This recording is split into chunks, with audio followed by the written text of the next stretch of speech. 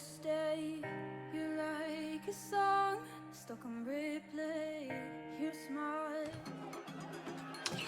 So, welcome back to all of our viewers. Thanks for bearing with us. We took a quick break. I know that a lot of people do 24 hours straight. We can't even do 4. We're working up an endurance for like next year, right? I guess. So, I did get off the phone with our lawyers. They want us to assure you that we do not hate children. Mm-hmm. We love children, but not in the kind of way that gets us in trouble with the law. Just like we love raising money for children, and we're only $45 short of our goal. Can I share something a little? So much worse. I don't know. Can you? Can I share something personal? Let's Real do quick? it. Sure. So, when I was 3 years old, I was sick enough to where they thought I wasn't gonna make it, and the only way my parents were able to afford getting me the care that I needed is I went to Chalk Hospital in Orange County, and I recovered there for months. And if it wasn't for Chalk, like I don't think I would have made it. So, this whole cause and this series of hospitals means a lot to me. So, thank you for letting me be a part of this. Wow. That's pretty amazing, and I'm glad you're willing to step up and help for all the other kids, because there's a lot of kids out there that need that help, and right now in like a COVID era, their donations are down about 50% about what they normally are year over year. Wow. You know, and kids are not having any less problems; they're just having more problems and less money to go around. So anything we can do to help, I think, is amazing in this era. So Definitely. thanks for sharing that story, Jordan. I know that makes it personal for you then. That's why I did this as a part of a website that I worked for like 5 years straight, and I participated in a bunch of different extra life things. So when I heard you were doing this, I was like, oh, I need to be a part of this. That's awesome. Well, thanks for you, being Stu. here. Yeah, no, thanks. And thanks to all of you out there that have donated the $455 so far. That's amazing. So speaking of, let's get to the donation list real quick, because while we were there, we've had a couple of new donations come in. So since our last donation to Level Up Hal, we've gotten 2 more in this last segment. So we have one $20 anonymous donation, so I'm not sure who it is, but they did choose to spin the wheel of generosity for Denny. Oh, Nice. thank you. So thank you out there. Denny gets another spin on the wheel. And also, the second last donation came in was another $50 private donation from Anonymous. So whoever you are, thank you so much. That one is a $50 specifically a level up. And they are saying to give it to whoever is the lowest level. So who is still level 5? I think it's... Jenny is, but give it to someone else because I've got the wheel thing too. Oh, Denny, Shen, and I want to say Berman? No, I'm level 6 now. So it's just Shen and Denny? I guess- Yeah, it looks like it. So I guess that means the level goes to Shen. Yay. All right. Yay. you gotta fix all your spells. So That's the real also we're going to so right now we're spinning the wheel of generosity for Denny for winning the Pudding Faire contest. Good job. So Yay. spin the wheel. Here we go.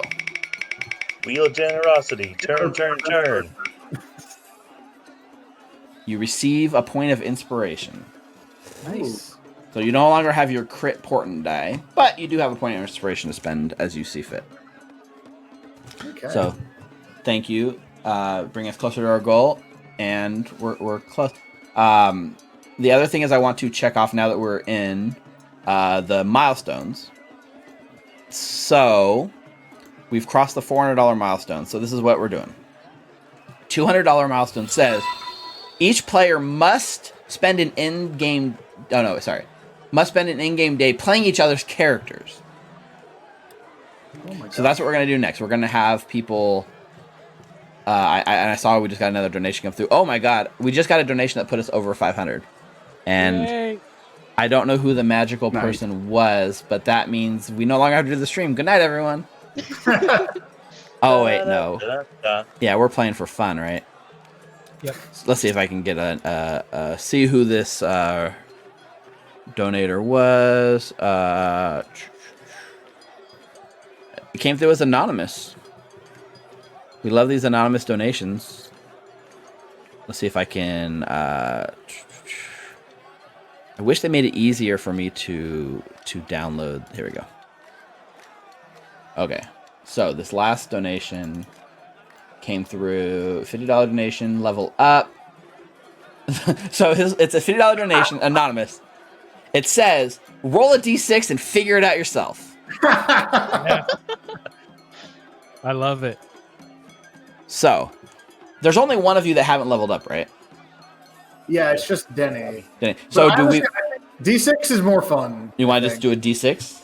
If y'all are cool with it, yeah, I'd rather just do a D6. Okay, here... Okay, I'm going to roll a d6, and I'm going to use the order of the portraits around me on the screen right now. So Brian is 1, and Hal becomes 6. Okay. All right, 1d6, here we go. 2, that's Denny. Yes. Nice. Balance is restored. Well Shake and bake. Shake and bake. All right, Denny, bump yourself up to 6, so we should all be at 6 now. So thank you for that. Like, that's amazing. We hit our goal, $500. We don't have to stop there. They're not going to reject any more than $500. Every little bit's going to help. So keep them coming, guys. There's still more stuff to do. But I'm going to give you guys a few more of the milestones. Right? So milestone, $200 milestone. We're going to each play each other's characters. So we'll get to that in 1 second. $300 milestone. Each character receives a very rare magical item of your choice. So I told you guys ahead of time, start having some magic items in mind that you might want. Each one of you go ahead and add a very rare magic item of your choice to your character sheet. Oh God, I don't like that laugh. Why is the wizard laughing? Secondly, we're going to use the $400 milestone, which is all players are under the effect of guidance for the rest of the game. Ooh. So anytime we make any ability check, you guys are free to add a D4 to it. And the last milestone, which is $500, which is basically you guys have advantage for the rest of the game. We'll get to that if we do another time loop. When we do another time loop. I doubt you guys are getting out with that, another time loop. Okay, as well, let me see. Does that cover all the incentives? Lowest level up. Danny Bobby gets the wheel spin. Yeah, so now this is what we're going to do. I have a list in front of me. I've randomized your guys' names into 6 names. So each of you have a number from 1 to 6. So let's start with Jordan. Pick a number 1 through 6. 5. Jordan, you will be playing Bartleby for this day. Nice. All right. Tyler, pick a number 1 through 5. 2. You are playing Brian. Okay. Yeah. Randy, pick a number 1 through 4. 3. You are playing Vermin.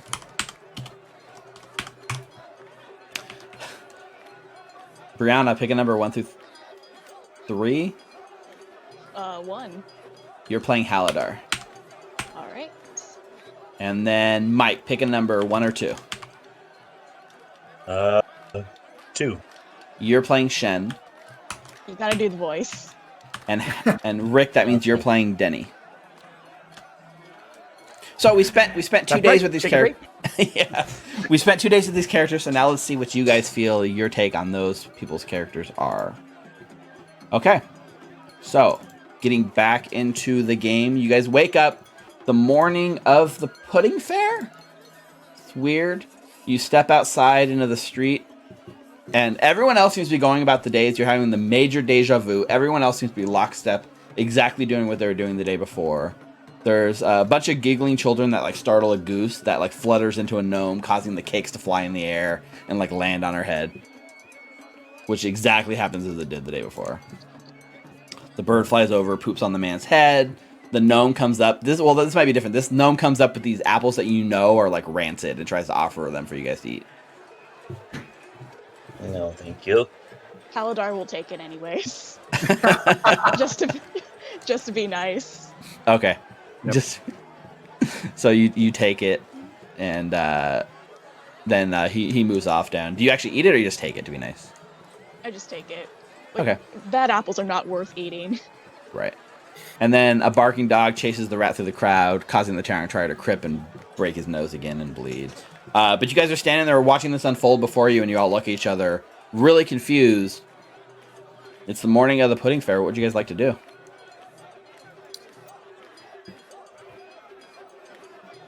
This is the same day as before. God, I'm gonna have a hard time keeping track of who's playing who. Yes. Whoever came up with this idea, it was a terrible idea. Oh wait, that was me. I take a sip from one of my mini flasks at my hip. That still Right. narrows it down to 2 characters. Yep. No, you're Brian for sure. What? Why is today the same day?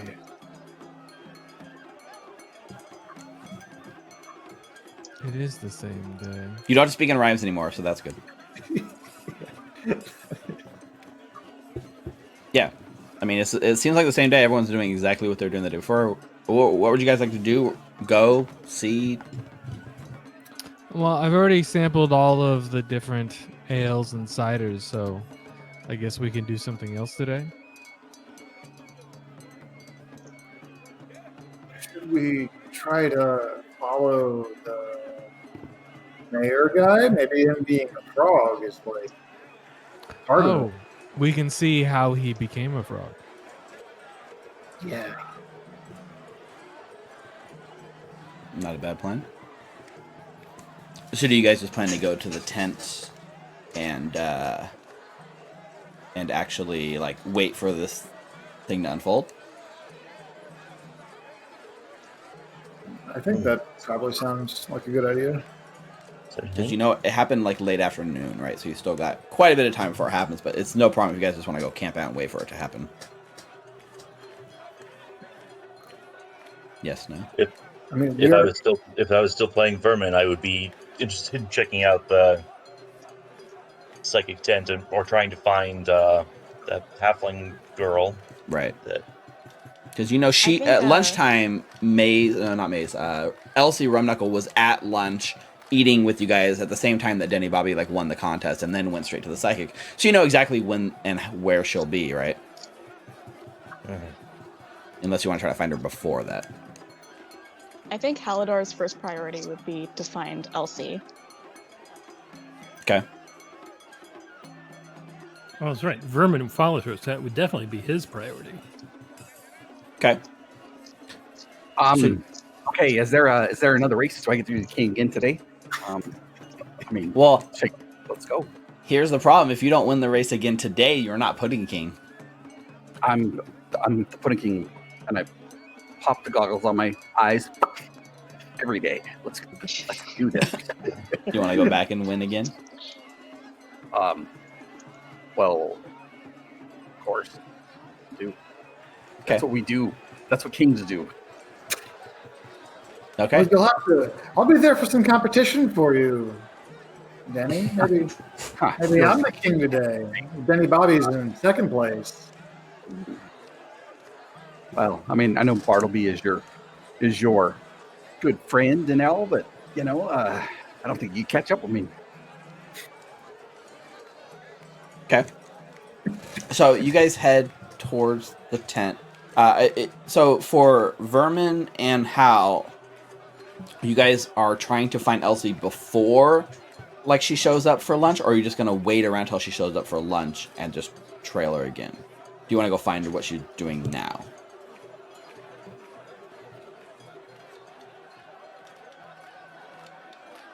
No idea. Does anyone have any other plans besides like trying to re-win the race? I think Find we're- Elsie, right? I think the best course of action would be to figure out some of the weird things we saw. Today. The weird thing with Elsie and the psychic, the mayor turning into a frog. Like, there's some weird stuff happened today, and we should check that stuff out. Of course, Denny Bobby, you need to win the race. But let's try and figure this out. Okay. Let's just say, like, for time's sake, we go, like, you guys look around. You have a hard time finding Elsie, like, in the morning. Like, wherever she is, she seems to be doing something that's, like, off the beaten path. But you at least know that she's going to show up at lunchtime when Denny Bobby won the race yesterday. So, Denny, are you going to win the race? Do you want to just go first thing in the morning and win it and get it over with? Yep. Okay. Does anyone else want to try to beat Denny? Brian's definitely going for that round 2 for his own pride, if nothing else. Okay. And does anyone want to pelt him with food? Hal's gonna throw food at people. He's going to do what? He's gonna throw food at people. Okay. So those of you that are in the race, same thing as before, we're going to do 5 consecutive acrobatics checks. Wait, Yeah. I'm Bartleby, right? Did I get mixed up and think I was You're Hal? Bartleby. Bartleby is not gonna run. He's just gonna. He enjoyed throwing the food, and that's what So he's you're gonna do. going to stop Denny from winning? We're gonna see what happens. Okay. First round, whoever's racing, so that's Denny and I'm sorry, I missed who the second person racing was. Brian. Denny and Brian. Okay. Thunder guy. Give me your acrobatics check. You have guidance now, so this should be even easier. Oh, yeah. Plus, oh, yeah, that's 20. All right, I gotta pull up any acrobatics. Let's go. The names at the top are wrong, but the names on the roll is right. Yeah, that's funny. Denny Bobby. Brian. All right, with the 22 and the 23 plus. Yeah, the first leap, like nothing, not breaking any sweat. You guys easily coast in. The other 2 people you were with in this heat, they both fail the first jump. Oh, dang. All right, so that means Bartleby, you're sitting here with food. Who do you want to pelt? Denny Bobby. All right, make an attack roll. Just a D20. You said it's a. It's either a dex check or a strength check because you don't get proficiency bonus. Damn, Bartleby, look at these stats. It's the gauntlets of ogre strength. Is that what you got? Yep. Without them, he is a very weak barbarian. Oh, okay. So you pelt Denny Bobby with the food, giving him disadvantage on his next roll. So second round, give me more acrobatics checks. Denny, do it at disadvantage. Still under guidance, so. You should have guidance as well, yeah. Nice. But it's at disadvantage. Yeah, but that's not No, Denny Bobby. Ooh, there it is. There it is. Yeah. Well, no, I was just saying it before. Yep. Nope. Hal. So Denny still makes, even though he's getting pelted, he still buckles down and makes the jump. But he's losing ground here. All right, third acrobatics check or third attack. You want to do an attack roll against Denny again? Yep. Do the attack roll. All right, it hits. Acrobatics check disadvantage again for Denny as everyone conspires against you. Still no problem. You're falling behind. You're falling behind, but you're hanging in there. All right, fourth check, and this is where it starts getting harder. So attack roll again. Oh, misses. So straight roll for Denny. Misses. Thank goodness. A 13 for Brian. Okay. There we go. Brian actually falls short on the fourth jump, Aww. leaving only Denny in the home stretch. Danny is the jet. It's like that slow-mo run as you're doing the last jump to win the race. Make that attack roll, Brian. Can we put an attack roll? Me and Bartleby? Oh, you can make an attack roll too, yeah. Brian can get his revenge attack roll. I just did. Oh.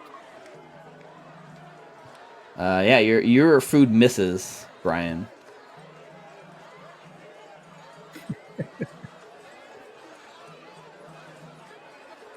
Is that a regular roll? Regular No. roll. Regular. Wow. Okay. Yeah. No, misses as well. So that Natural means, 4. yeah. Look at Denny Bobby with a 29 again. With a 29 again. Mirroring yesterday's performance, Denny Bobby takes the lead. Only this time people are shocked because it's like really early in the morning. So like you immediately set like a record-breaking time, which matches like yesterday. And the same thing, people cheer, they put your name on the board. The side effect here is that your time is so well, like basically most people just stop trying the rest of the day. People like look at the time and go nope, and just like nope out. People still try, right? But it's only people doing it for fun. All the serious competitors are like really shooken up this time. All right. Time for breakfast. I think we're gonna go do have some shake and bake. Wow. Congratulations. Danny Bobby's hand up again. Congratulations, Denny, Bobby. So time passes and like you sit here and time passes to the point where yesterday, like you came into the tent and Elsie would like have shown up. And you get to the moment in time where you've been in this moment before and you know everything that's supposed to happen. And Elsie does not show up. Huh. Everyone, So- I think we should go find Elsie. She's dangerous and she needs to be taken away.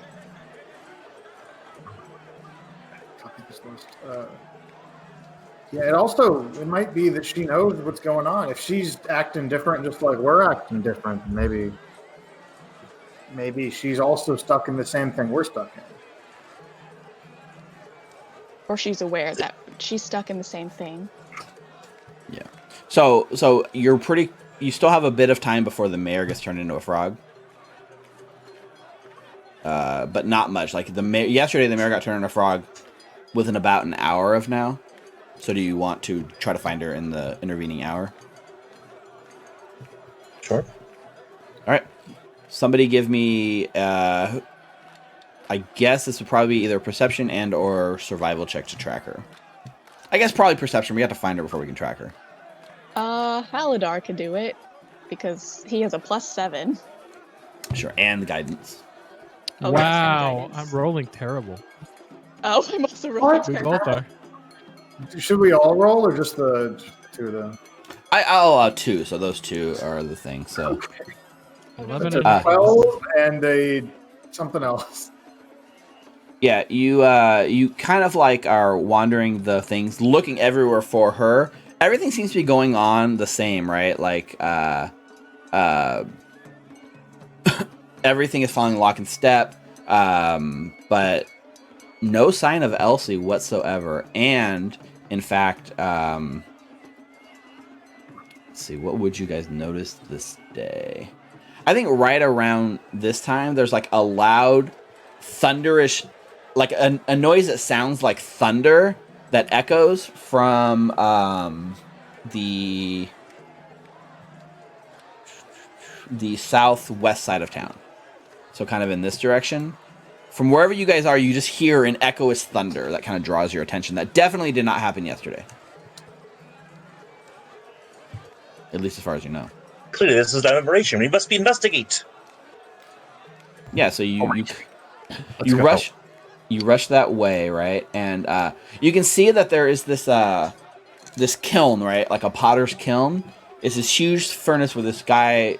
His name's Janfer. He makes like commemorative plates, and everyone like lines up around the block to get these plates. But it looks like something has happened, and his kiln is now busted, and the line of people have just like kind of like gotten like upset and like dissipated away. And the man looks really concerned. He's just staring at this kiln that's like bigger than him, and it's got like a big crack on the side. Hey man, what's happened? We heard the big noise. What's going on with your fire pot? The dang tall folk, they were arguing. One of them lashed out at the other and destroyed my kiln. And all these people want to get their plates, and I just can't. Unless I can get this repaired, everyone's going to be upset. Hey, do you think you guys could help me get this back up? Well, first of all, are you hurt? Because I have apples that can help you. Nice. Yeah, actually, all the apples that like Hal gave you the night before you guys went to sleep, you still have them, right? Because the day never actually passed. It's kind of this weird time loop thing. Yep. But no, he looks at you. He's like, no, I'm fine. It was just they were arguing behind my tent. I think my kiln got caught in the blast. It was nothing serious. It wasn't intended to hurt me. Wait, you got caught in a different blast from some tall folk? Yeah, the tall folk. They're the only ones around here. It's kind of hard to miss because they're like tower above everyone. Like a couple of humans, and I think I saw an elf. Brian's gonna Shen get back. looks around to see if he can spot the tall folk. Do they look? Are they in the area still? Do they look like the people we saw on the road, or? He's like, I mean, I don't know. I was kind of preoccupied with my kiln. I didn't see which way they went. Are you gonna help me, or are you just gonna stand around talking? We can talk and work, And if you guys, whoever wants to help him, it'll take multiple people to pick this thing up. But you guys want to give me an athletics check, like as a group or whatever. Like it's a group check. So anyone that's helping, give me an athletic check. But it takes at least, him and 3 others to at least attempt it. I'll help. Oh yeah. Barbie's gonna help. 22 for Denny Bobby. Wow, Denny's Pick it up, pick it pro. up, pick it up fast. Pick it up fast. 17 for Brian. God, Bada yeah, be 21. no problem. You guys easily, without even helping, you just get it up and put it on the thing, and he thanks you, right? And he's like, I could probably get this patched up. It'll just take me a bit of time. And he's like, listen, I'm sorry I snapped at you, but based on the sound of their voices through the ringing in my ears after they exploded my kiln, I'm pretty sure they went that way. And he points towards the edge of town into the 3 penny wood, and you can definitely see there are footprints in the track, big footed footprints leading away from town back to the forest. Well, it seems like they have some big feet with some big shoes, and they went that way. I mean, we can go catch him. But this is the question, right? Catch him. You can go catch them, but if you do, you're going to miss out on everything that happens back at the tent. So it really becomes a branching choice of where you're going to go and what are you going to follow. I think I mean, the fact that the girl didn't show up at lunch, if we spend the rest of the day waiting around for the frog mayor and that doesn't happen, that might be a waste of the day. We don't know what's even going on. I mean, I think we should just hurry up and wait to see what happens. Hurry up and wait. That does not even make sense. Nice. Yep. So what's our choice? Are we going after these tall folk, or are we going back to watch the mayor get turned into a frog? Mayor. Okay. Yeah. There it is. Mayor. Okay, so you guys leave the tracks. You know where they went. You know how to get back to them. You head back to the tent. You still have at least 30 minutes or so before the mayor got turned into a frog like the day before. But as you arrive, there seems to be a commotion of people. The mayor's already turned into a frog. And you hear a bunch of people pointing and saying he went that way, he went that way. I mean, should have hurried up. And everyone seems to be talking about one direction. Yeah, everyone seems to be talking about a gnome, this drunken looking angry gnome that was just here a moment before, and he very clearly walked up and just blew this dust into the mayor's face. And then immediately walked out the tent to the east. I guess we should go, chase after him to the east. Danny Bobby, you gonna let this guy beat you? Get there first? Danny Bobby's already running in the direction he pointed. Okay. You step out of the tent. Make a perception check for me. Everybody, or just Danny Bobby, or Just Danny Bobby. Oh. Nice. Okay.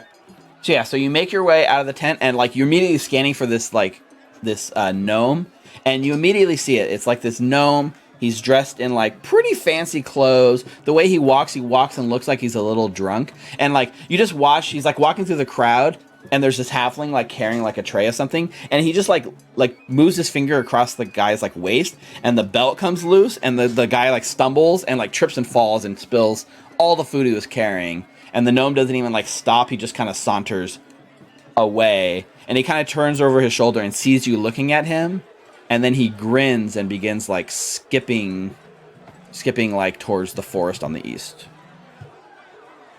I give chase. Yeah, Halidar is also going to follow because that is very suspicious. Oh, as suspicious as all hell, and he's not really seemingly trying to lose you guys that much, right? He's less trying to lose you, and it almost feels like he's luring you into this forest. I mean, Barnaby's following. yeah, Brian's I mean, on the way. Yep. Verm's falling. Once I see him, I go faster. Okay, so yeah, so he leads you through the forest, kind of in like this little clearing, and then as you're moving through, like suddenly you feel like you've lost. Like, there's tracks, right? And the tracks just suddenly stop, and you're in this like kind of forest clearing. And the forest looks fairly like nice. It looks like any sort of like happy-go-lucky forest that you've ever been in your life. But the thing that really like scares you, like you're immediately looking for this gnome, and suddenly like up ahead of you, kind of coming around the corner, is a halfling child. And you see her going, "Slithers, where are you?" And she like sees you and she goes, "Oh!" And she like gets scared and almost like falls back on her butt as she's startled by you guys. And she says, "You scared me. Have you seen Slithers?" What's a Slithers, little girl? "Oh, it's my pet snake. He was here a second ago." And she's like kind of walking around the trees trying to like call for her pet snake. Can I do an insight check to see if this halfling child is actually a halfling child? Yeah, give me an insight check. 21? 21 plus your D4. Is that already including the D4? It's already included. Got it. So 21. As far as you can tell, this is not like any kind of trick. This seems like a legit, genuine halfling child looking for its lost snake, which is almost weird that it's not a trick. Huh. And then you see, and she goes, "Oh, there he is!" And she like reaches down under a pile of leaves and picks up, and you can see that she's holding this snake. And she looks really confused for a second, and she looks at you guys, and she holds it up, and she says, "Wait, you didn't used to have two heads?" And she holds up the snake, and you can see that there's like two heads coming off of it. Ugh. And then as she does, she goes, "Ah!" And she drops it, and you watch as the snake drops on the ground in front of her and begins to like enlarge until this giant, humongous, two-headed snake appears in the grove, like hissing, looking like it's ready to like eat her and you. So at this point, I'm dragging you guys over to this battle scene. Barnaby rages. Of course. On your first turn. Which would be, let me drop this enemy. This is, so between you guys, a two-headed giant constrictor snake appears. And at this point, for the first time, let me come over. I'm not even on gameplay screen now. Nobody can see what I'm doing over here. Not even the audience. Can you guys do me a favor and roll initiative? Well, I can't click. Yeah. Can you reassign the positions? Oh, God, good point. How about everyone rolls initiative on their own token, and then the other people take it? Oh, God, how do we do that? Because the whole... Can we Okay, just in handle combat, as ourselves? Yeah, and yeah. then- Who came up with this idea? in combat, play yourselves, and then out of combat, we'll play each other. That is how we'll do it. You got a crit on initiative. This is the opposite of my normal characters. Oh, so we are? Okay. Play yourself in combat. It's just easier. Okay. I want to take, well, Denny Bobby rolled Brian's initiative. Wait, but I clicked on my character.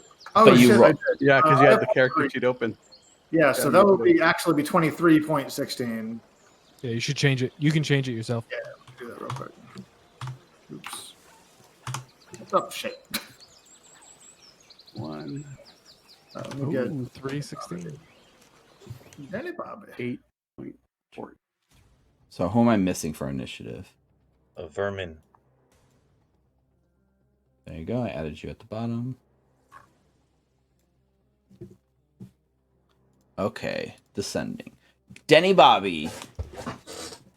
Okay. I think the first thing I'm going to do is I am going to, as a bonus action, because I'm a thief, drink a potion of speed. Okay. Effect of haste. You should. Everyone should update their health numbers because we all leveled up. Tokens. That's true. Yeah. So that is for +2 to AC. And then for now, it's basically an extra attack for an action. Okay. Then I'm going to take 2 shots with my short bow. Let me make sure I have line of sight on this thing.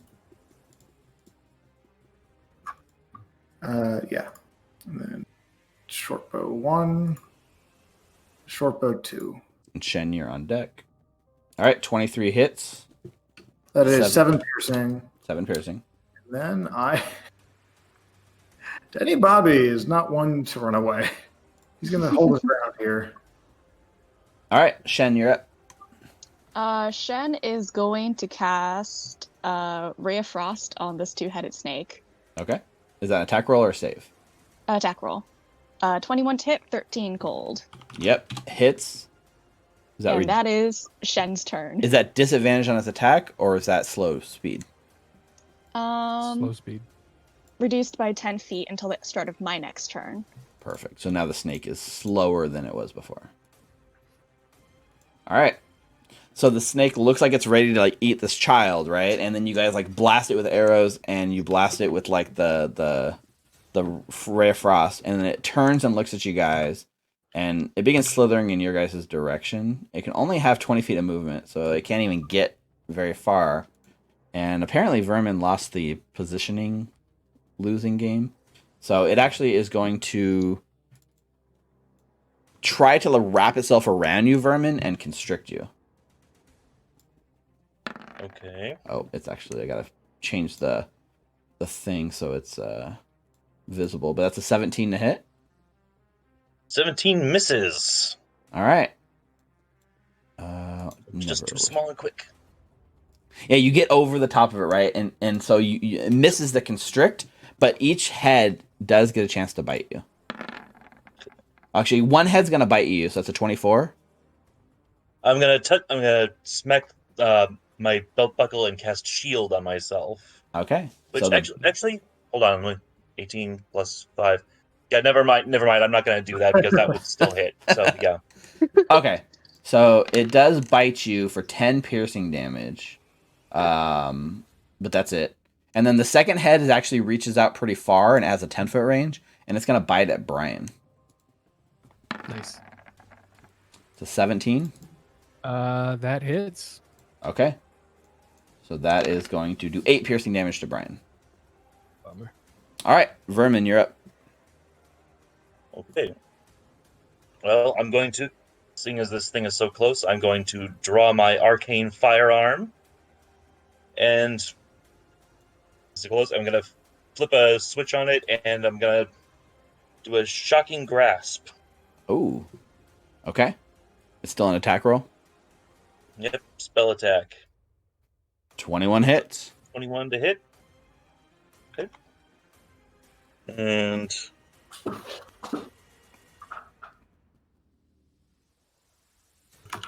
that's 21 lightning damage. Bloodies the crap out of this thing, and it loses its reactions, right? Yes, so I'm going to take the opportunity while it doesn't have its reaction to back the heck away. Okay. Bartleby. Okay. Hang on a second. Bartleby will move up. Bonus action will rage. Okay.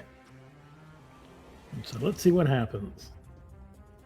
Plant life temporarily grows around you until your rage ends. The ground within 10 feet of you is difficult terrain. So a 10-foot aura around you becomes difficult terrain for everything. Then I will draw one of my hand axes, Okay, and I will smack at him. go for it. 15 hits. Second attack. 12 also hits, believe it or not. But it is still up. Okay, and that's my turn. All right, Brian. Brian draws his short sword, and let's see, this will be 10. And then he will start walking along the wall, which I assume is not difficult terrain. Probably not, no. So he's now walking sideways across the wall, and he's gonna walk up to the snake. Okay. Leap and off. He's gonna take some. No, he's not leaping. He's just standing on the side of the wall. Okay. He's wearing the cloak of the arachnid. So So he can actually he's got wall walk. spider climb on. Yep. So he's walking, and now he's just standing sideways on the wall, and he's gonna take some attacks. Awesome. Do it. That's a natural 20. Yes. But my things aren't working again for some reason. That's weird how that doesn't happen. That's a +6. Okay. Yeah. The first slash, like, immediately, like, just eviscerates this snake, and it dies. I may have overestimated the snake. For, like, tiny little halflings and gnomes, this huge two-headed snake is, like, crazy, but you guys made short work of it, no problem. And And, gonna continue his movement. okay. Walks down off the wall. Uh-huh. He uses his sword and says, "Sorry about your snake, little girl." She is, like, in shock right now. She's actually next in the initiative. She's, like, looking back at her giant snake and you guys, and she's got, like, a cross between, like, fear and, like, tears in her eyes. And she just, like, immediately, like, throws herself into your hands, like, with a big hug to, like, save her. Yep. I pat her on the head. I don't like children, but I understand she just lost her pet snake. So I will accept this hug. Brian doesn't like children. Okay.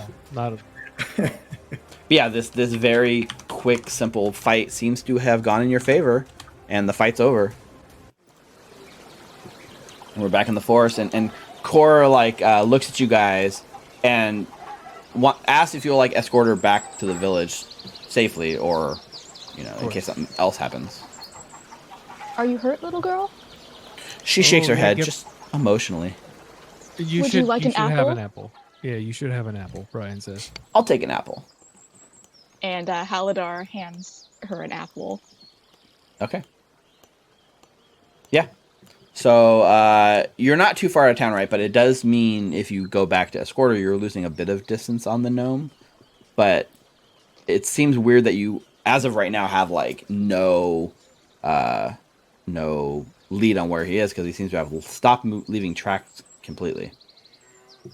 Can I do a survival check to see if there's, like, any clues that we missed? Yeah, you can give me a survival check. 16. There is, right around where the tracks end, it's a little weird, but you notice the slightest evidence that the ground has been disturbed, almost as if something has, like, dug a tunnel away. Huh. Halidar is going to tap Bartleby and point to the ground. You see this? Yeah. It could be where our gnome friend went. Let's see if Bartleby has a shovel. Bartleby does not have a shovel. I'm sure there's plenty of shovels back in Honey Petal Village. Bartleby, look around. Does anyone have a shovel? Brian. Actually, Brian doesn't have a shovel. Never mind. I thought I had a shovel. Oh. I got a shovel here. I can dig it really fast.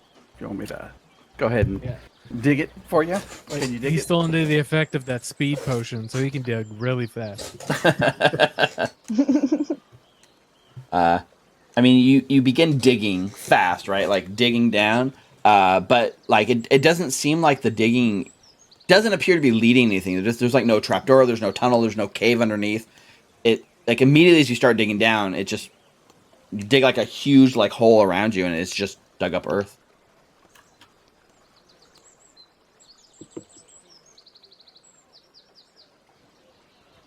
Haldar looks around apologetically. I don't seem to see anything else. It does seem weird. So if he isn't here, Is there anything Shen might know to make like an intelligence check of some kind to be able to Come up with a conspiracy theory. come up with a theory about what happened here? Why don't you just make me like a straight insight check? Insight. Okay.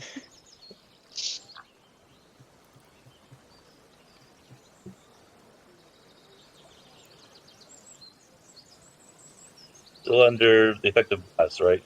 Yes. Or you have guidance, right? So any checks. Yeah. Guidance, right. Anyone? Yeah, you're pretty sure that this was done by the mole people. There's a series of people that live underneath like the forest, and most people don't know it exists. But 100%, you're pretty sure that moles did this. Like a mole came up and grabbed the gnome from underneath because they leave. Clearly, this patches. work of the undergrounders. In fact, speaking of moles, there's tying it back to the evidence that you have. You learned when you guys drank like Erdlin's Revenge back in like the tavern and stuff. Erdlin's Revenge, his like kind of like animal symbol of note was that he is essentially like a giant white mole.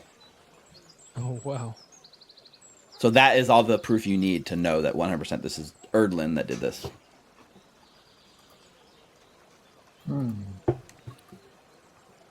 Wow. that's kind of messed up. Why would they do this? Of course, I don't know if you guys believe him or not. You might just be crazy. It's clearly we must locate and question the proprietor who would furnish the disgusting brew. Hey, calling brews disgusting is a little harsh, but yeah, let's go ask him some questions. Okay, yeah.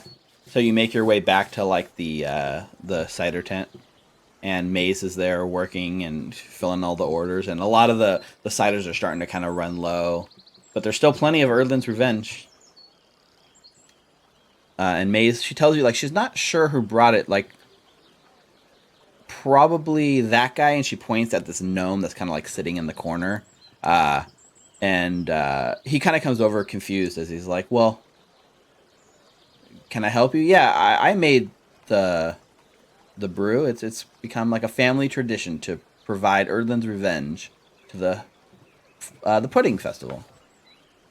Pudding Faire. Is there a problem with it? Is it not disgusting enough for you?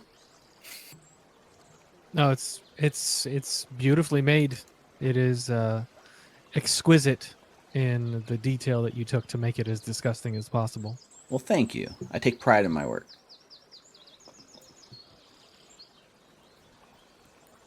Is there something? I have a question about Erdlin. Uh-huh. So, our friend Shen here told us that Erdlin was affiliated with badgers or moles. Typically moles, yes. He was a gnome, but when he kind of fell, he took the shape of a mole. Fell, you say? Well, he's, god of murders and mischief are traditionally not known for having the highest esteem, and we don't worship Erdlin. It's just that we keep him in our thoughts so we know what not to become, if that makes sense. And we drink this to remind us every year to be better. And as he's saying this, there's like you hear like a scream and the shattering of a glass, like it hits the ground right behind you. And as the glass shatters, you see like on the ground a naked white like albino mole that's like kind of like curling around into a ball and begins like like burrowing into the ground. And the lady's like, "It was in my cup!" I want to try to catch the mole before it can really like get into the dirt. Yeah, give me like a dexterity check. Okay. That doesn't go through. Okay, here. 12. Plus a D4. Plus a D4. Oh, yeah. 14. 14's enough. So 14 is enough to grab the mole and stop it from going in. It's got like little eyes. It looks like it can't see. It's completely like albino and like naked, and it's like writhing against your grip, but it doesn't seem to be trying to bite you or anything. It's going to be okay, little mole buddy. But like this is 100% the symbol of Erdlin. So you said this was just in the cup you ordered? I was drinking it and it wasn't there, and then all of a sudden I tipped it back and it hit me in the mouth. That's not normal. There's like another scream on the other side of the cider tent, and another mole like appearing in someone else's cup. Everybody stop drinking Erdlin's. Yeah. And Is this like a nature check? What kind of check is this? what are you trying to decipher? Like, why all these white moles are showing up? Yeah. I mean, you can give me a nature check. 13. No clue. It makes no sense for moles to be appearing here. Like, it's not native to this area. It's like, they're not even sure, like, albino moles are a real thing, but yet here they are. I mean, huh. Yeah, it The doesn't whole make sense. cask, the whole cast of Earth. Erdlin's, like, revenge begins to, like, split open, and, like, hundreds of these white moles just begin, like, pouring out of it. Like, an impossibly... And, like, everyone begins screaming and running from the tent.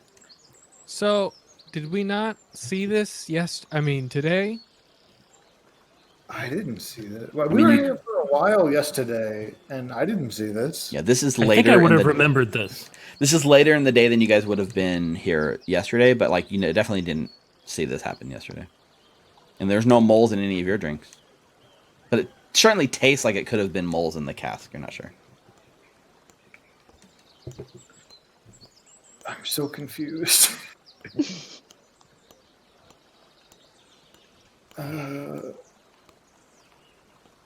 I don't even know where to start with this. Yeah, so you said you're so confused. I don't even know where to start. Like walking across the edge of the tent, you lock eyes with one Elsie Rumknuckle who comes to see what the commotion's all about, and she's like, she sees you guys, and she looks from you down at the moles and back at you and around at everything, and she's just like, what's going on here?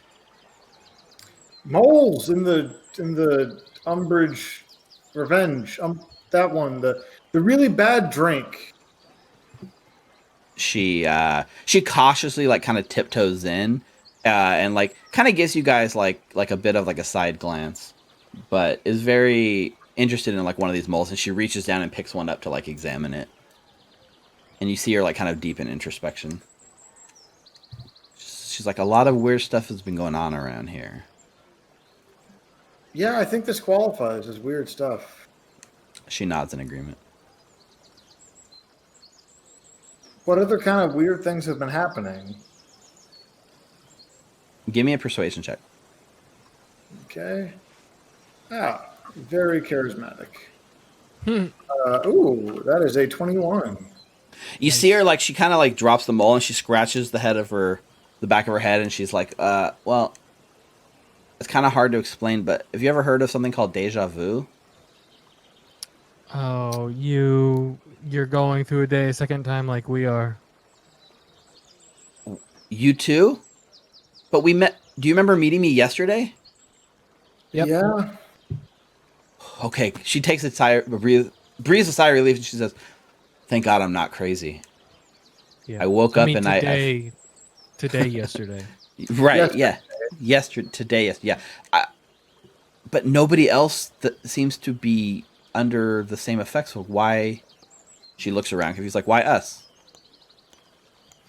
I don't know. Did you see the mayor today? He's a frog, right? He was yesterday. Is he today? She nods. Yeah, I heard the commotion. And then, did you have another strange run-in with the psychic? She kind of looks like surprised, like you know about that? Well, we were there yesterday for that. That was weird. I imagine you've been taking a different path than we have, though. She nods. She's like, I didn't retrace my steps from yesterday. I was kind of trying to figure out what was going on. Same. But no, the psychic thing is weird, though. Like, I know her from Waterdeep. We were friends, and she looked at me like she didn't recognize me when she first saw me. Something's definitely up with the psychic. Can I do an insight check to see if Elsie's like full of shit? Sure. Give me an insight check. Bartleby's got a +5. Yeah, Bartleby will do it too. 22. 22. Yeah. 17. Yep, no problem. Neither one of you can seem to see, like, she doesn't appear to be hiding anything. She seems mostly relieved to be sharing an experience with someone. She thought she was going through this by herself up until a moment ago. Wait, did you run into those flaming, the fire fish? Sorry, it's been like a day since we ran into them. Flaming been fists. 2. I Yeah. offered one of the women an apple. No, She was no, very no. hearty. She seemed into you. She shakes her head and she says, I've tried very hard to avoid entanglement with the flaming fists. Like, very hard, in fact. If this is only affecting us, there must be some kind of common thread, something both you did and our group did, or someone that you met and our group met. It's true. You want to make an insight did check? Did we all drink that noxish stuff? The Erdlin's Revenge. Yeah. 18. 18. Halidar did not. Nothing comes to mind. The closest thing you guys start coming up with is this all drinking Erdlin's Revenge, but Elsie confirmed she didn't drink it either. Bartleby would like to cast Detect Magic to see if there's any effect on themselves or anything around, or if the gnomes are magical. Mm-hmm. Yeah, We all ate the pudding, didn't we? We did eat the pudding. True. Everyone in the whole place ate the pudding, that's for sure. And we were chasing a gnome. Have you seen a gnome They looking got rather pulled down by a mischievous wolf. around this part? She looks around, she's like, I saw a lot of gnomes. Yeah, there's one standing in front of her. Yeah. But, I mean... Any suspicious gnomes? That's who we were chasing out here. We saw a gnome when the mayor got turned into a frog that apparently just blew dust into the mayor's face. We chased him out here, and then this little halfling girl, her pet snake turned into a giant two-headed not pet snake and attacked us. Yeah. She shakes her head. She's like, I can't say I have run across this gnome, but I'll keep my eye open for him. This is also so strange. Like, do you think maybe if we just, like, got in our carts and went home, that, like, this would all resolve itself? I don't know. Does Detect Magic bring anything up? Yeah, so you finish casting the Detect Magic. All the people, like Elsie, she's not under any magical effects. The area doesn't seem to be under any magical effects. None of you guys are, other than your magic items. But all the moles that are still around and kind of like milling about, they're definitely glowing with conjuration magic. Ooh. So yeah, Bartleby will tell everybody. Just a heads up, the gnolls are not natural. They've been conjured here.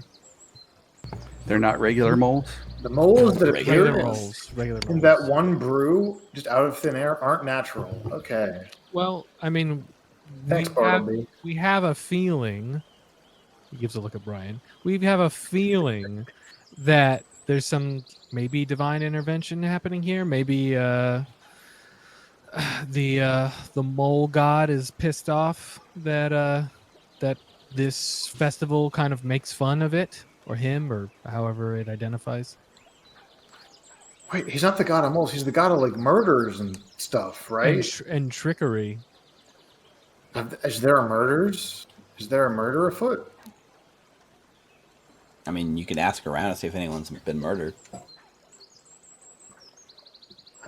I guess I'll start just asking the other very confused patrons of the cider place. Just, has anyone been murdered today? So there's lots of talk about like small violence. Like there's one person that tells you there's a kid that got hit in the face with a bag of rocks, but he's fine. He's not dead. He's just hurt, but he'll be good. Screw the kids. I don't care, but not the kids. I'm talking about people. The town crier broke his nose this morning. Oh well, I know. Oh, you said screw the kids. Oh, because one of the kids did die this afternoon. It was kind of a sad story. They choked to death trying to eat 3 eels at once at the eel eating contest. Oh no, Porter. Oh, you know her. Yeah, Farmer Butterweed's really broken up about it. Oh no. Maybe he's doing something desperate to try to like redo the day. save his kid. Yeah, that would explain why we were able to notice it, but I still don't know why. Well, whatever. I think we can go over and ask him what's going on. Because that's all I can think of if the god of murders and trickery is playing a trick because of a murder. Wait. You think he was summoned here? Maybe. A lot of theories. But that's just a theory. Yeah. I'll let you guys do one more thing tonight before the day resets itself. So what would you guys like to do else? Like right now, it's probably about the time that the pudding festival is going to start. They're going to like saw the thing. Ricky, you're supposed to, or sorry, not Ricky Bobby. Denny Bobby, you're supposed to be there getting your crown as the pudding king.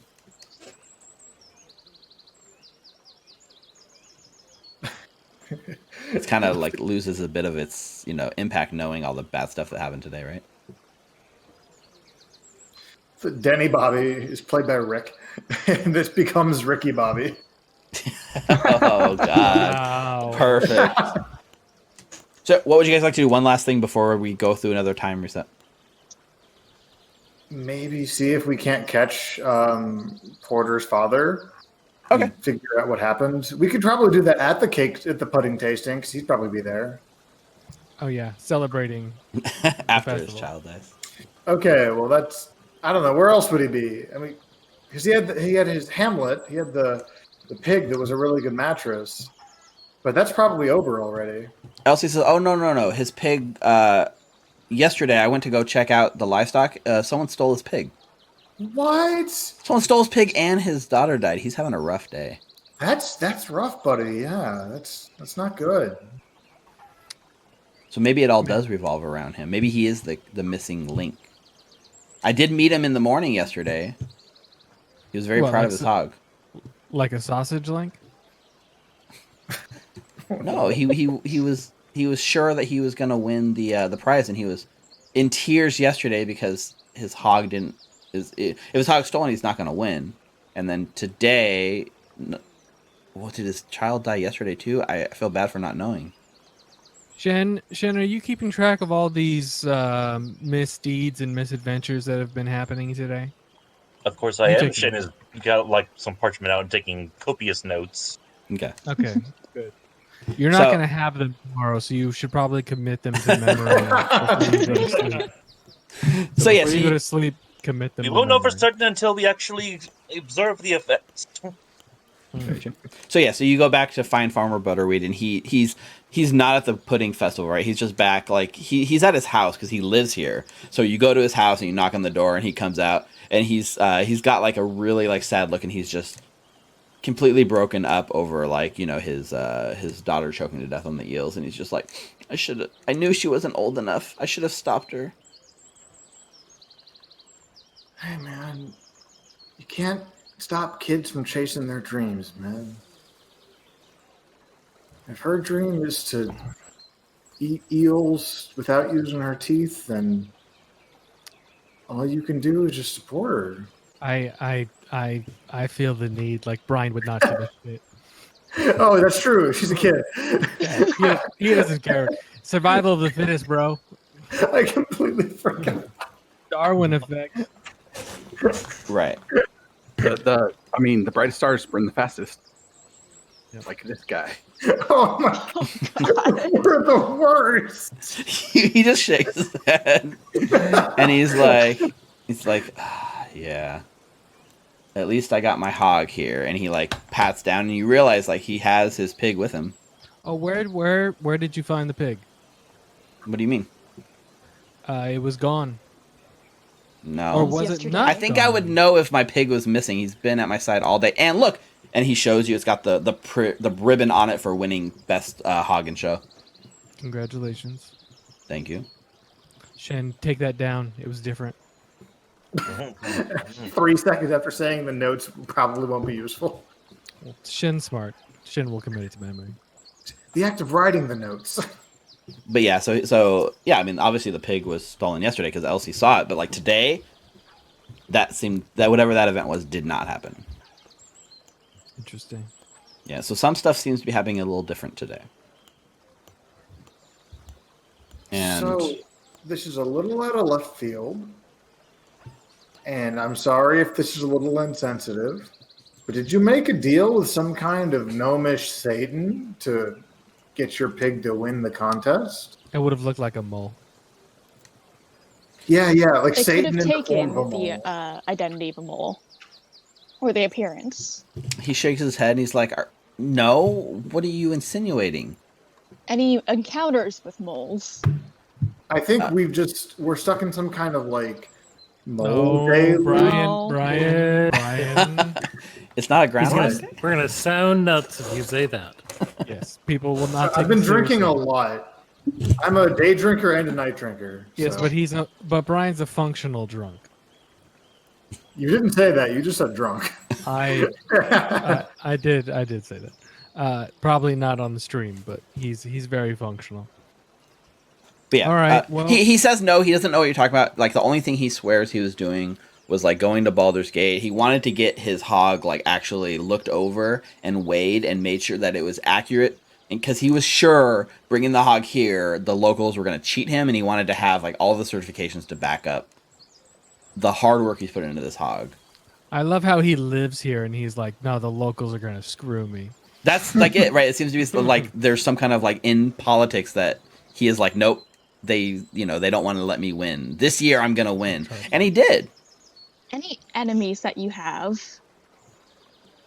Not so much, but I guess if you're gonna like press me on it, like I don't.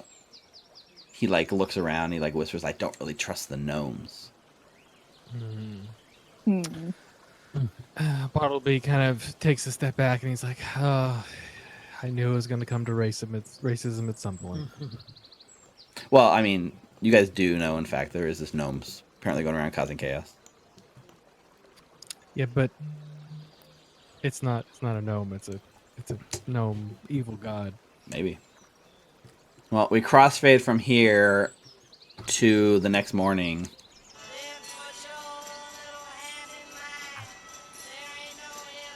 You guys wake up the next morning, roll on up to the Pudding Faire.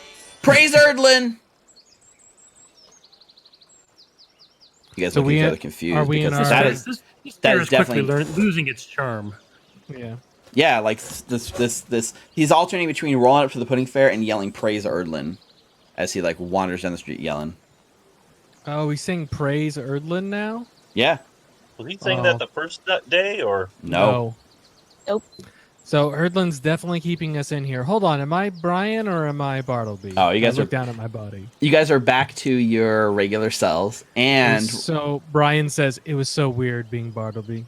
we are now also to the $500 milestone. Thank you all the donators, which means you guys now have advantage on every roll you make for the rest of the game.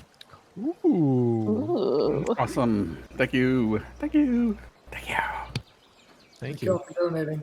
Yeah, and thank you for helping us hit our goal, everyone. Like I said, we don't have to stop here. We can keep going, but thank you to our viewers who made us get there. That is awesome. So the next morning, you guys For the wake up. kids.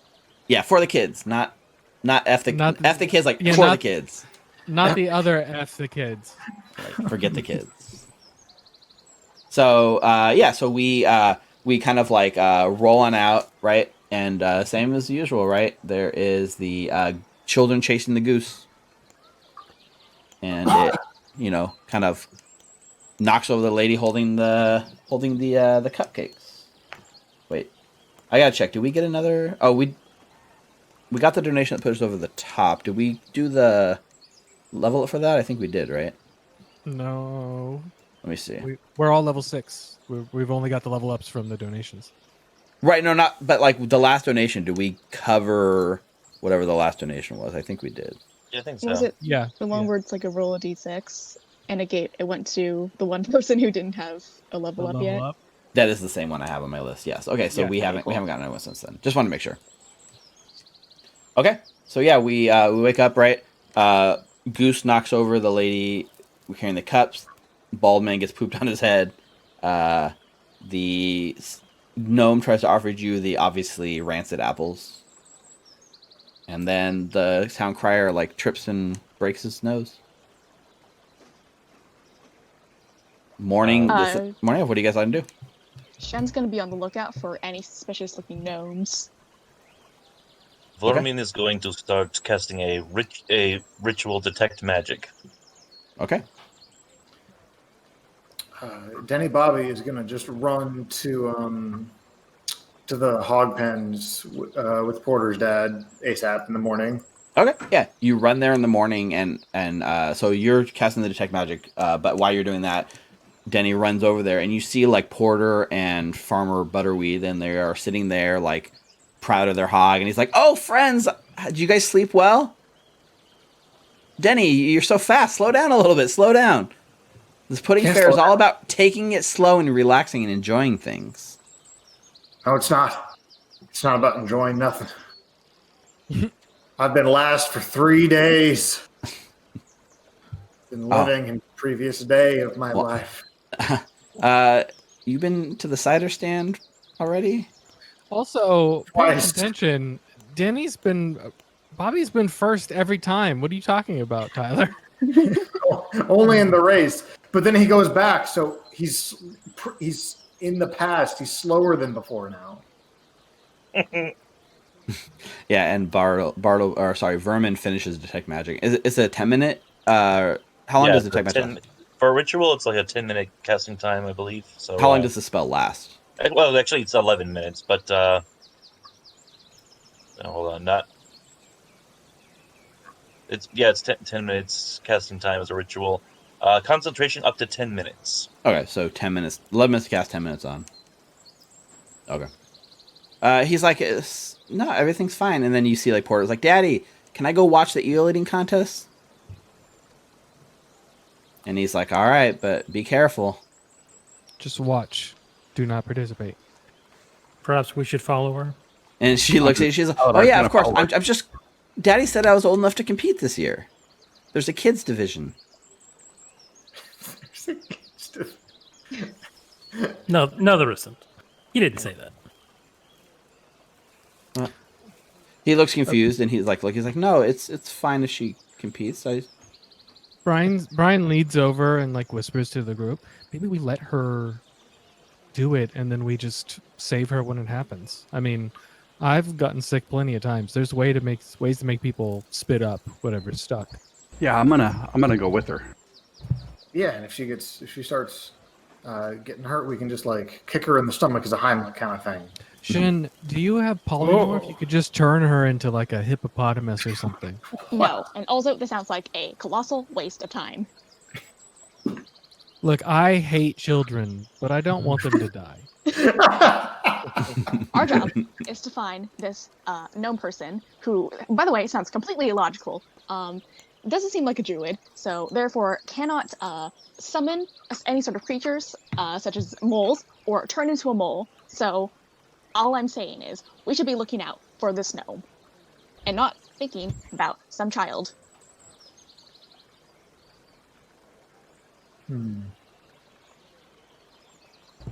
Well, I'm gonna go with her. Yeah. You do you, we'll do us. Yep. And he comes to enter his breath. He's like, child killer. Yeah. Yep. So they all leave you behind, Shen, as they follow little Porter over to the eel eating contest. Shen reluctantly follows. And Porter's just like, she's very beaming. She's like, Yeah, so the right now it's just like they're getting set up and they're doing like adult contests, but like there is a kids division like this afternoon, and I can't wait. I've been training, like I said, with the carrots. I think I can swallow them whole. And she's just like skipping along. Extremely logical. She's skipping along, and she gets there and she's just like watching, and you just watch as these people are like shoving the like eels into their mouth as fast as they can, and trying to hold them down. And much like Vermin, no, who is it? Was it Shen that threw up all over the table? They throw up all over, like right back into the trough of eels, like blah! And then when they do, they're like razzed by everyone, and they gotta like shut down the booth to clean out all the water and stuff.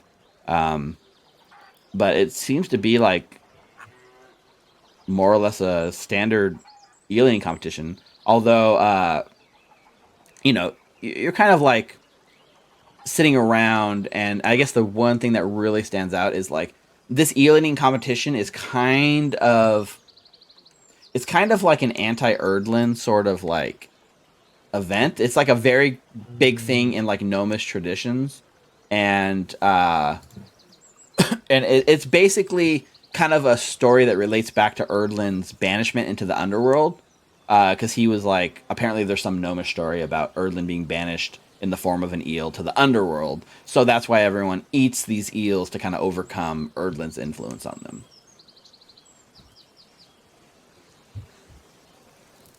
Maybe we all need to eat eels. Do you want to enter the contest? Well, no. Is it a children's only contest? No, there is a children's division later in the day, but it's an adult contest for now. If you win, if you can get through all the eels without throwing up, you earn a stuffed eel. All right, I'll go on with Bartleby. That sounds like a fantastic idea. We should go do it. I really like. I'm fish. down. Wouldn't be the worst thing I've put in my gullet. I'm gonna hurry up and wait, and then be fast. Okay. So, why don't you guys each give me a Constitution save to see how well you guys can hold down these eels, and I'm gonna like roll it into a single Constitution save. Remember, you have advantage on everything, and I guess you don't have Vermin will join in too. Also, can I say we haven't rolled any natural ones all day, and we're all halflings? Nice. Disappointment. I know. I thought we were gonna have more. You guys are both able to hold down the eels without issue. 16's enough too. So like, you swallow. You each get 3 eels down. You can feel them like wiggling in your throat, but you hold them in, and then you win a stuffed eel each.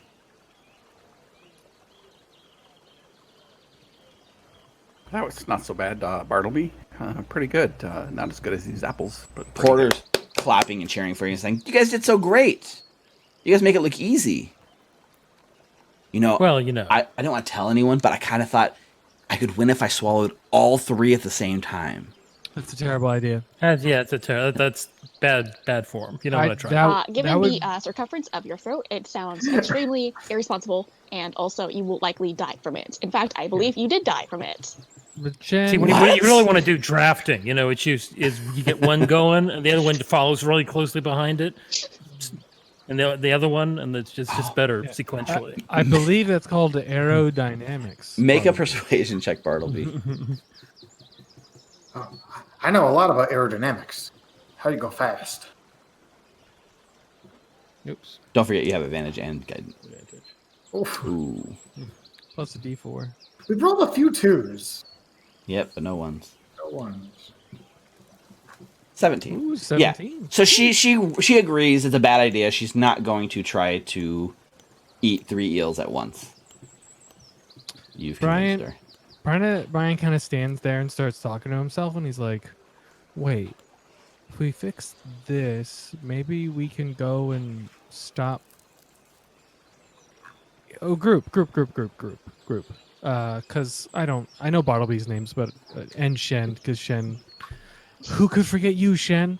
But everybody else, maybe this is what we need to do. Maybe we need to go around and stop these terrible things from happening to kind of offset the god's influence on this event, because clearly it's pissed off. What's he so pissed off about?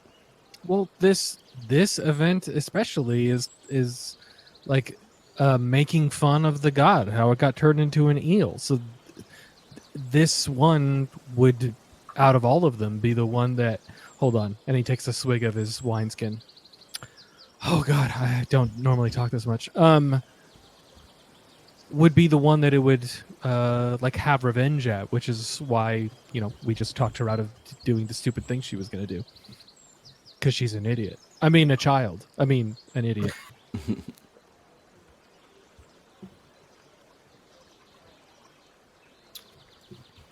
Porter's like, well, I'm gonna go visit Nanny Cowslip until it's time for the eating contest. Thanks for the tips. Bye. Yep, you'll do great. Oh, and for your information, they are the cutest kittens. And she turns her nose up at you, Shen, and skips away. As she like skips away, Brian's like, she's probably gonna die anyway. But good job, everybody. So are we looking to help with the Hamlet, or are we looking to help with everything? Because I remember there's that pottery dude that's going to get his stuff blown up by those tall folk pretty soon. Yeah, we should do that. Let's go and see how many things we can fix and see if that makes a difference.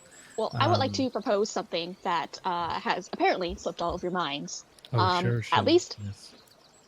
Well, if Brian will stop interrupting me and having all these bad faith arguments, then I can propose what I'm about to say. Brian doesn't say anything, but he looks at Shin directly in the eyes and takes a drink. Well, please, we all have to remember that this pottery explosion did not happen the first day we were here. So, it is unprecedented to make a sort of sweeping conclusion to say that it'll happen again. May I make a counter proposal, Shen? Unfortunately, you may. Thank you, Shen. What if it was different simply because Elsie, who's also has free will that we haven't spoken to yet today, what if she changed something and that's why it happened? That is also a logical argument. However, we have no data to back that up. Well, let's go find Elsie. Yeah, I mean, the thing with Elsie is, like, I think probably we just hand wave it. Like, you guys had planned, like, she was going to wake up in the morning, she was going to find this gnome, and then as soon as she got eyes on him, she was going to try to somehow find you guys and let you know. And, like, so far, she hasn't, like, shown up. Oh, okay. But you can go look for her.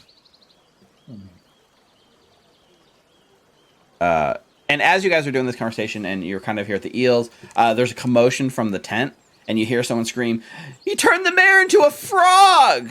And you all look at you like you're like your non-existent watches, and you guys are like, "Well, this is like 4 hours ahead of schedule now." Every day, the mayor is being turned into a frog, sooner and sooner. It's getting faster. And he starts running towards the tent. We got to go from place to place as fast as we can. Oh, Denny Bobby gets excited. Let's start running.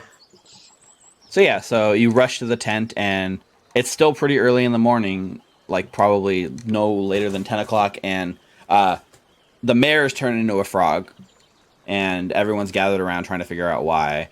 Using your like detect magic eyes, for sure glowing with transmutation magic, but like so bright that it like burns your eyes, like much stronger than any magic you've ever seen.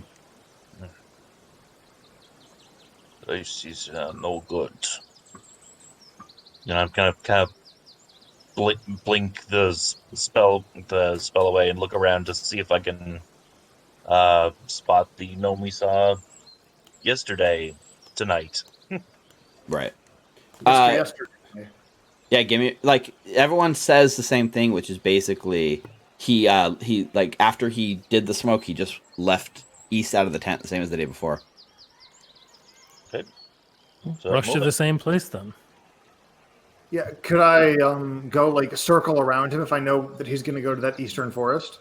Yeah, the difference is that this time you don't have him in your eyesight, so you're not following him directly, but you know the general direction he's going into the same clearing, you know.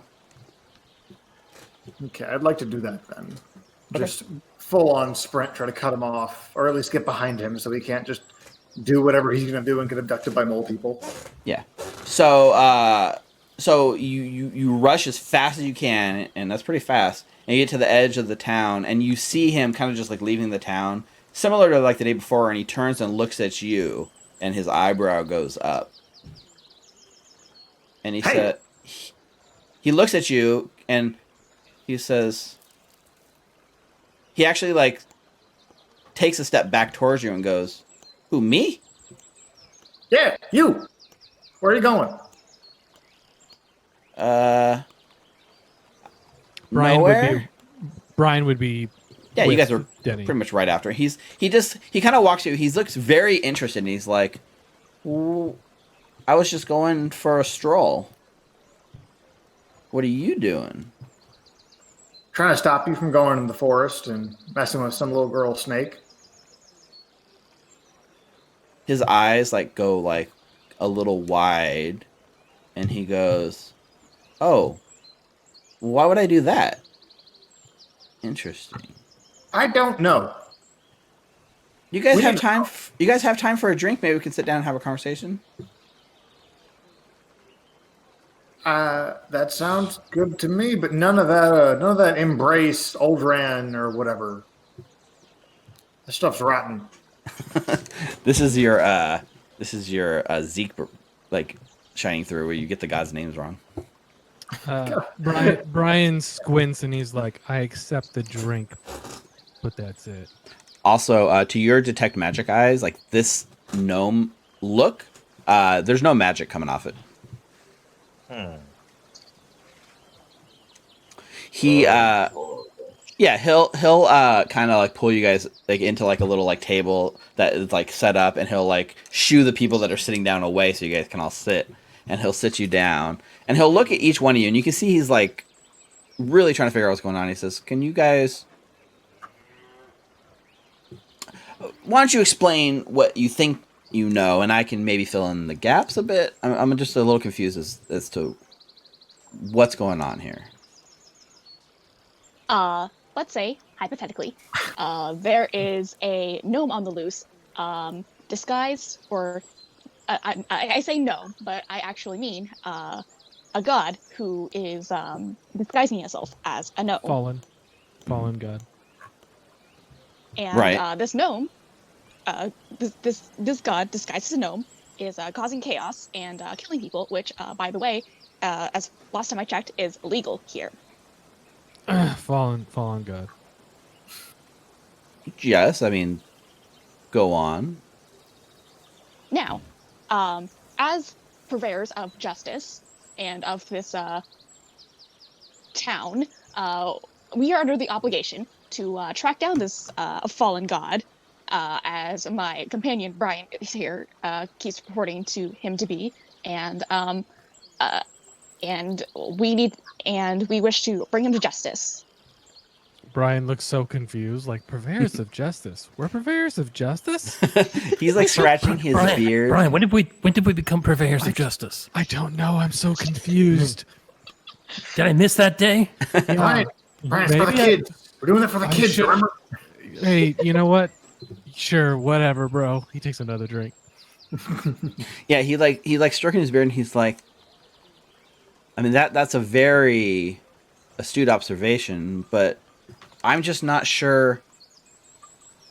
Like, why is it not affecting you guys? What? Oh, He see him like that. There is a magical effect in this area, and we are not affected by it. Yeah, but like it's supposed to affect everyone who lives in the Three Penny Wood. Oh, we don't live here. Oh, yeah. Bad news. We don't live here. Of course, how foolish of me. Yeah, you didn't anticipate the tourists, dummy. We're too fast for your magics. Such an oversight. Had I been planning and not just speaking out of emotion, I would have caught my error. Ah, yes. Well, I guess you've caught me. And he puts his hands out to be like arrested. Who are you? Oh, I'm Erdlin, of course. Oh, Well, wonderful. Erdlin, you have given yourself up, and you will now go quietly, and you will end this magical effect right now. I do See, not wish to participate in this pudding fair any longer. I already gone through 2 days of this, and I am not happy.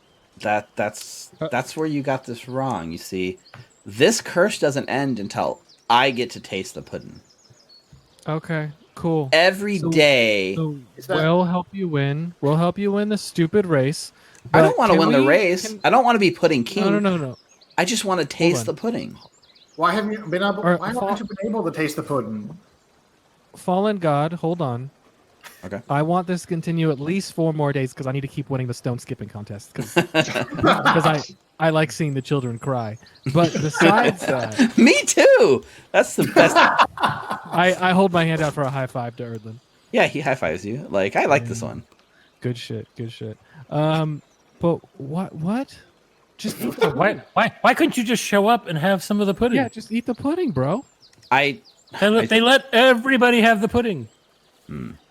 Well, it's not that easy. And he kind of scratches his head and he's like, the first day I was here, right? And I was excited for the pudding. And I was trying to keep a low profile, like, causing a little bit of mischief, of course. But I was on my best behavior. But that mare kind of got under my skin and tried to throw me out. Oh, you keep turning him into a frog. Well, I turned him into a frog right then and there. It was just a reaction. It was emotional. I don't regret it, but I do wish I had done things differently. And that's when she showed up. Who's she? He runs his hand on his nose. That nanny cowslip. What did you just call a woman? Nanny Cowslip of the cute kittens fame. Yeah, What? you know her. The kittens aren't they're not that Fame. cute. The one with all the adorable kittens. Yeah. Well, I mean, I'm sure they're great. I'm allergic to cats, but I'm sure they're great. Oh my god, She- Brian sucks. she showed up. She showed up and she knew who I was. She could sense what I am. And she's not what she's pretending to be, by the way. And she tried to banish me. Like, banish me. And I had no choice but to stop her banishment, turn her into a statue, and put this curse until I taste the pudding. Okay. Well, Again, surely, we can this, just Nanny get you Cowslip- some pudding. What's the hold up here? All right. Everyone is so loud. Everyone's so loud. So, first of all, let's take it down a couple notches. First, I look at Denny. I flip him off. Screw you, Denny. I'm What? great. Second, you said I suck. You hate kids and you're allergic to cats. I can't control that I'm allergic to So cats. what's Kids your point suck. here? Yeah. Man, Okay, it was a You're little. not Not being- follow. being mad at not me for following something you I here. can't even control. Thank you, Bartleby. I know. I appreciate you, Bartleby. Just hope you know that. Second, you turned her into a statue. What is she? Before the statue, I mean. She's kind of a goddess. Ooh, which one? I'll give you one guess. And he motions to the whole festival as a whole. Oh my She's goodness, you're not saying Yandala? Yandala? No, this isn't a She's Yandala goddess of festival. pudding. This is Cyrrollalee's festival. This is her holiday. Oh, I was gonna say pudding, so I'm glad I was wrong. And she Pudding. she refuses to let me try the pudding. I've tried everything. On the first day, I asked nicely. And you know what she said? She said no, and she tried to banish me. Mhm. On the second day, you know what? I told her that if she didn't let me taste the pudding, I was going to murder every single person in this town. That didn't work. Yeah. Yeah. I don't. It's so weird that didn't work. I know, right? On the third day, I told her. Trying to help this Wait, one. is this the third day? Or this is the third day. This is Or the fourth third day. Third day. Yeah. Tonight, I got a foolproof plan, guys. You ready? Sure, I'm gonna yeah, tell let's do it. her, and so that's why I came here, right? I turn the mare into a frog. She finds me, and then I tell her today that I'm gonna tell everyone who she really is if she doesn't let me taste the pudding. It's foolproof. It'll work. I'm sure. Why would she care? Uh, It's her festival, right? Yeah, and she doesn't want me here because, she holds some preconceived notions that maybe I'm up to no good. Well, I don't know. You're kind of not up to good, yeah. Yeah, Brian points at Bartleby. You're highly emotional, bro. And as we all know, Reactionary. emotion should not cloud your logic. Oh, yeah, Shin. Yeah, you tell him. I mean, I get that, but you got to understand, I'm used to getting my way. Mm-hmm. But And you can. Why? You see, look at this. Maybe let's let the rest of this day play out. You don't get the pudding today. Not the end of the world. Just we'll reset it again. I'm gonna go make some children cry at the stone skipping contest. Then we get some pudding and we just bring it to you. If you remove yourself from the situation, and then we just bring you the pudding, you have the pudding. No, sorry, that's not good enough. I need her to acknowledge that I deserve the pudding, and until she acknowledges that, this day will repeat. But you see, if you're the pudding king, they have to give you the pudding. Yes, that's why we were talking about the race earlier. So you think if there's no way they can deny you? That's yeah, Denny Bobby, you're gonna have to relax with me. Now, hold up. And think about it. That would be totally rubbing her nose in it too. She'd have her own rules. She'd have to give you the pudding. Pretty If I believe sweet. in democracy, I would call this being outvoted. I mean, this plan could work, but you're forgetting one major loophole. The minute she shows up for that festivities, she's going to sense my divinity, and she's going to stop me. So for this plan to work, I not only need to win, which is easy, by the way, you need to distract Nanny Cowslip in such a way that she doesn't show up to the festival at night. But that doesn't matter. She has to know, and she has to acknowledge that I deserve the pudding. That's the bottom line. Can I ask you a question, and I need you to just maybe woo-saw for a moment, like not react negatively to this, like maybe just try and take your emotions, put them in a box, and then just close the lid for a second, okay? Why do you think you deserve the pudding? What? No. I'm trying to understand your frame of mind here. You saying I don't deserve the pudding? I'm no not one is saying entitled that. That's why to I asked pudding.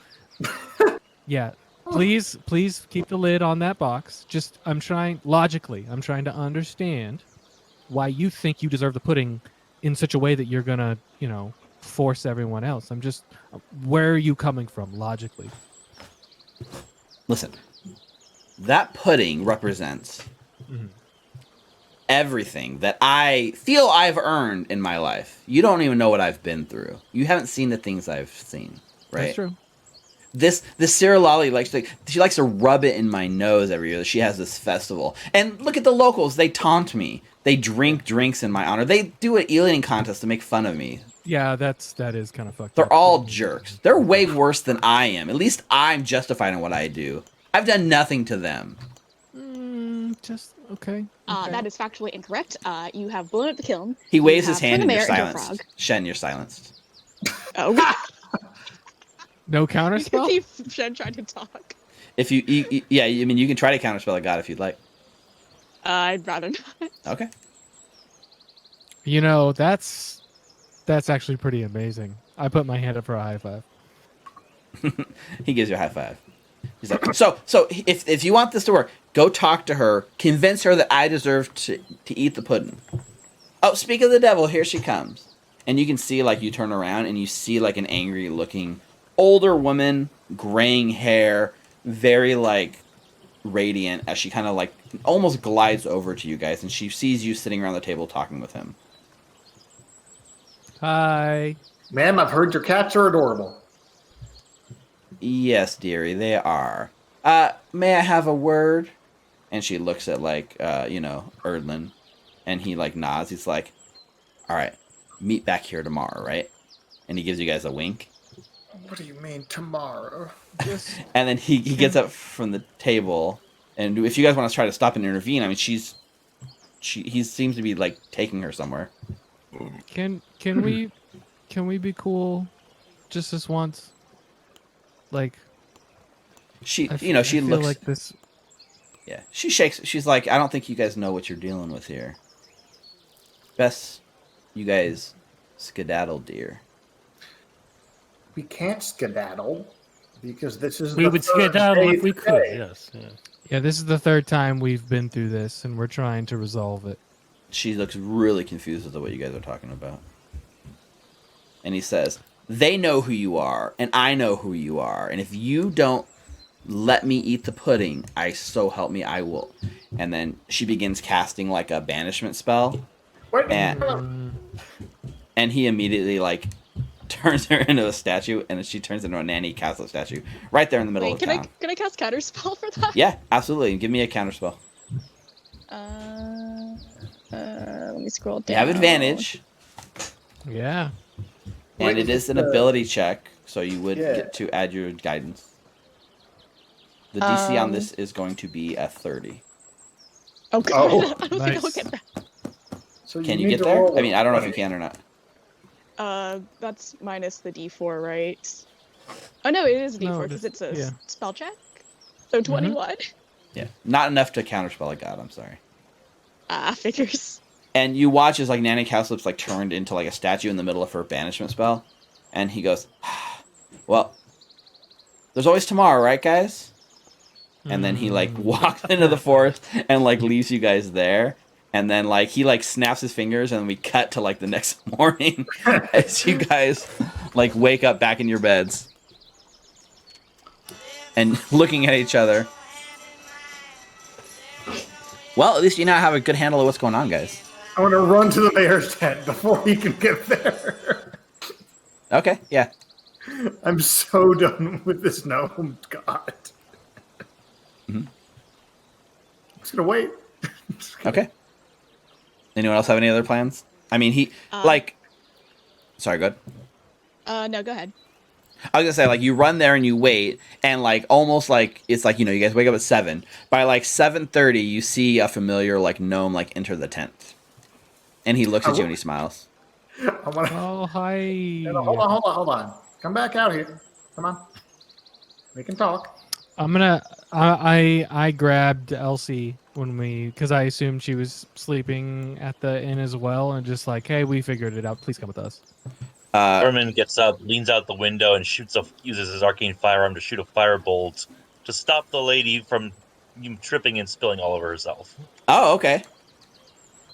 Yeah, so you stop the goose, the children chasing the goose, so that that doesn't happen. Okay, yeah, you go out and you manage to stop the goose from knocking over the lady. So it's like 4 things, right? There's the goose, the bird pooping on the head, and the soured apples, and the guy breaks his nose. So do you just stop the first thing, or do you stop all of them?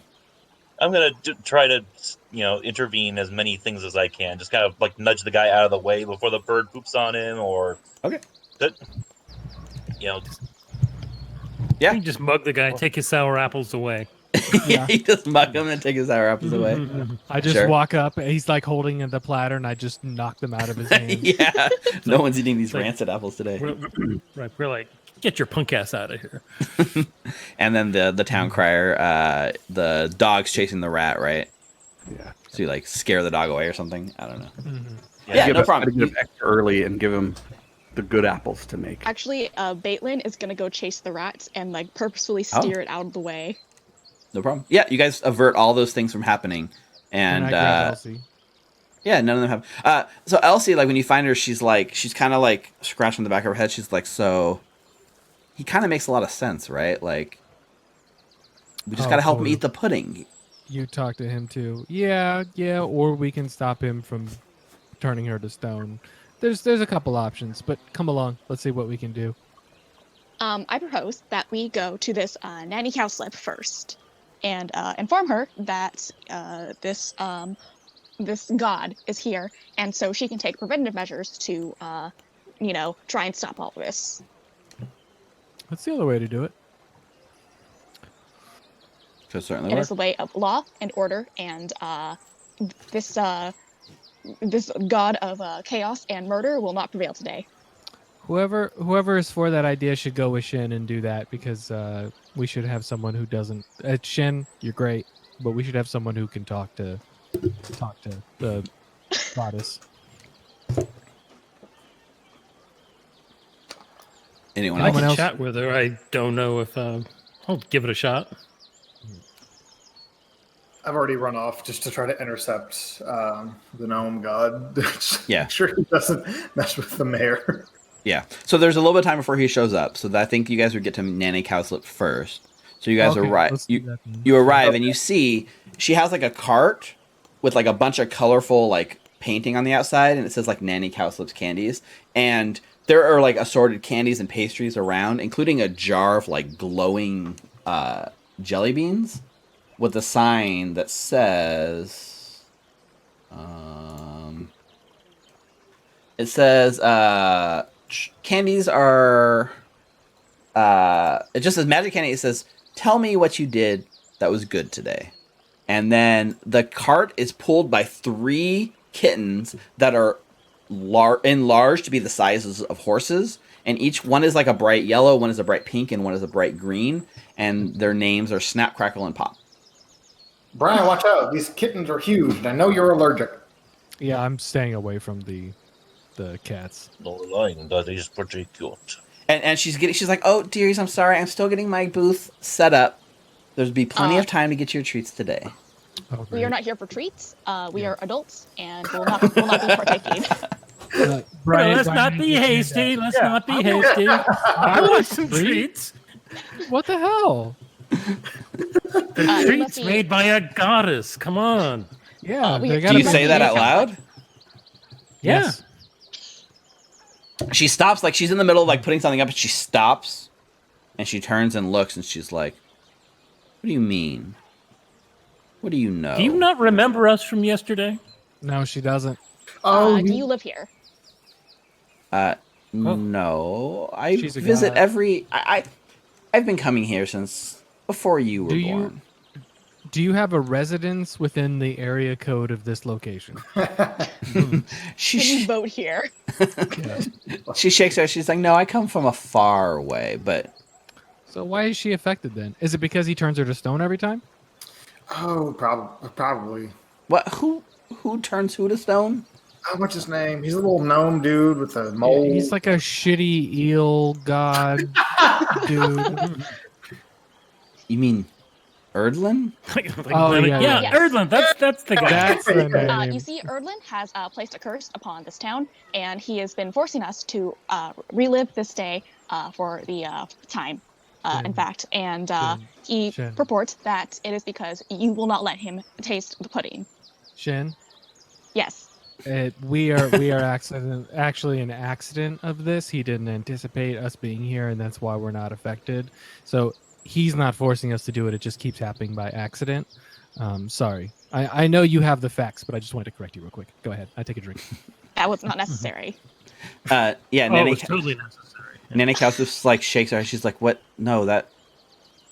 Of course he can't have my pudding. What is he doing here? This is no place for him." He's offended No, by no, all no, the no. eel shit. Yeah. He's offended. Before As you well get he should be. your panties in a knicker, every time you two get into a pissing match, you become a statue, and it all starts all over again. Yeah, we So let's literally just- watched it. Let's- It's So- weirdly consistent how quickly he beats you to the punch by turning you to a statue before you can banish him. Yeah, he does it every single time. Shin tried to counterspell last time, but God and all. This So is Yes. it just has put that nothing to do idea with my- right out of your head. listen. All I know, there's always a way to defeat something bigger and stronger than you. It's give him pudding. That's the way to defeat him. Is to give him the pudding. If you just give him pudding, right. Just give the guy the bloody pudding. What's the big deal? The problem solved. Then he wins. Okay. Oh no, he has Then- pudding. The horror. Once he No, has it's the pudding, he'll be so symbolism. satisfied. This Once he has this the pudding, festival. Do you perhaps- know what it represents? I no. haven't a clue. Being stuck in a time loop. Yeah, It's- because we've been here. This is the 4th day now. I'm guessing it's going to have something to do with denying Erdlin pudding. No. This is about community. It's about opening your doors and building, like opening your door to your neighbor and accepting them in. And for him to come here, Erden is your neighbor right now, and you're not accepting him. Well, so much for this tolerant goddess that we've all heard about. Wow. Shin Bapiro. I mean, is there another goddess we can speak with? Oh, no. Can I speak to your manager? No. she's like, this is about unity. It's about bringing people together. Like Erdlin wants nothing more than to like divide us, to like use us for his amusement. Like there is no way I want him at my festival. It's a matter of pride. The interesting thing is he doesn't do bad stuff until people antagonize him. Like he's not. I understand that he probably seems like an agent of chaos to you, but whenever we've interacted with him, it's because someone has wronged him in some way, and he just reacts negatively. He's kind of a dick. Trust me, as a dick, I know other dicks, and he's very emotional. So like if you guys didn't weren't so mean to him, he wouldn't be reacting this way. I mean, look at it this way. What do you have to lose by giving it a try? Yeah, we get to go home. Yeah, but why does that matter? You get to go home, big deal. Then for the rest of eternity, he lords it over me. He get one over on me. No. Yeah, but he's not. Here is the. You know, for a goddess, you're kind of a dick too. Perhaps, let's say hypothetically that you give him this pudding that somehow represents unity, which is illogical, by the way. Hypothetically, if you give him this pudding, maybe he just leaves you alone, and you can do whatever pleases you, and you don't have to deal with him ever again. He doesn't. He technically also doesn't win if you do it voluntarily. Like if he somehow tricks you and gets the pudding, then he wins. But if you're like, no, here, I want you to be a part of this, and sorry for developing games that make fun of you. It's kind of mean to do for ever. So here's some pudding to show there's no hard feelings. Like technically nobody has won in that way. It's like an olive branch. Wait, are olive branches a thing here? I missed the part, and she's looking at you guys like she's missing something. She's like, I'm sorry, I'm missing the part why we should reward this kind of behavior. Well, this behavior hasn't happened yet today on this timeline. Yeah, your entire festival is set up to antagonize him. So you're kind of forcing. We're not setting up to antagonize him. If the gnomes choose to reject his ideals in celebration, I embrace that. Yeah, but he literally became an eel, and you have an eel eating contest. Like, that's being a dick. That's not entirely wrong, but there is a reason behind it. I can't. Listen. You mortals might not be able to understand, but it is very important that I will do everything in my power. You are not Godsplaining this to us, are you? Yes, I will do everything in my power to not. You people does. Yes, you did. She's like, listen. The only way we get out of this loop is if I successfully banish him. So we're on the wrong. You're trying to convince me to let him eat the pudding. I will go through this time loop for all of eternity, which is nothing to me, by the way, just to prevent him from getting the pudding. So you're either on board with me stopping him and banishing him, or you're gonna come up with another plan. Well, this fellow seems to be quite keen on sitting down and discoursing. So perhaps what we can do is we discourse with him, and you sneak up on him and banish him that way. That way, we all win. Why do you seem like the bad guy, lady? Like, why does he like he's a dick, but at least he's like upfront about it. You're kind of mean. You're in some timey-wimey, wibbly-wobbly loop stuff because you won't give a man pudding. Yeah. Listen. Because it pricks your pride. Yeah. Okay, so this is how you see it going, right? He shows up. He comes to my festival. He turned the mayor into a fraud. Whose festival? Whose festival is that? It's yours? It's mine. It is not your festival. It belongs to the community. in honor of me. This is my worship. Like, these are the people that give me my power, my divinity. Them celebrating it empowers me, and he wants to take that away and rub it in my face. Can you guess what words you probably shouldn't have just said? Have you considered that you being empowered by activities that actively deride him is going to piss him off? Yeah, And what he does with that is his prerogative. Yeah, even if currently it's a problem. he's a god, right? So, like, say we do help you banish him. Like, what's to stop him just doing this next year? Like, this is all designed to piss him off. He's gonna come back, even if we succeed. Well, next year I'll be prepared. He caught me off guard this time. Every year he gets trickier and trickier. You know what would really trick him and make him think twice about trying to mess with you in the future? If you came up with some convoluted way of giving him pudding when he didn't Trick him into eating pudding. If you give him, like, I don't know, like a hamburger, and then it turns out there was pudding in that hamburger instead of meat, he gets what he wants, but he hates it, and he leaves all of us alone. There seems to be a disconnect speaking with a god, and she seems to not understand the concern you guys have being stuck in a loop. It's like not even like a blip on her radar. Yeah, well, when you're eternal, time doesn't Well, mean so long as anything. we're stuck in a time loop, we're kind of eternal too. That's true. That's true. A silver lining. So she sort of shrugs and she says, "This all started because he was too arrogant, that he trapped every single one of you into a time loop, and you want to reward him for that behavior." Why? Because it benefits you? Yes. Well, also, every day he's here, he wreaks more chaos upon this town, which you purport to derive divinity from. Yeah, and he's just making life difficult for people, and it doesn't seem like you care. Right, he is causing pain to these people every day, even if they don't remember it the next day. He killed a kid. It was rough. Yeah. He stole a pig. Okay, I might have said those in the wrong order, but... Okay, here's what I'm going to do. One of you guys give me a persuasion check. This will be the ultimate persuasion. Whoever's got the highest persuasion, feel free to take the roll. At advantage. I only got 2. With the D4. I got a -1. I have 3. It's higher than mine. We're not a very charismatic group. Oh, +3 is better than nothing. Oh God. Okay. All the pressure's on. At advantage with a D4. We could just make this exact same argument tomorrow. What? Wow. Natural 7.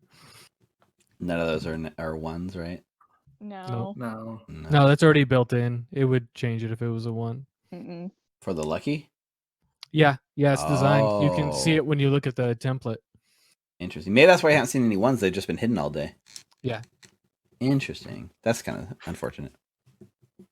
So your words wash over her, and you try your damnedest to get her to see your point of view, and she just will not budge on this. She 100% refuses adamantly to allow him to eat the pudding, leaving you guys exasperated and knowing that basically you spent all this time in any cowslip, and the mayor could be turned into a frog at any moment. Well, So gentlemen, you guys need a new plan. I say we just try again tomorrow.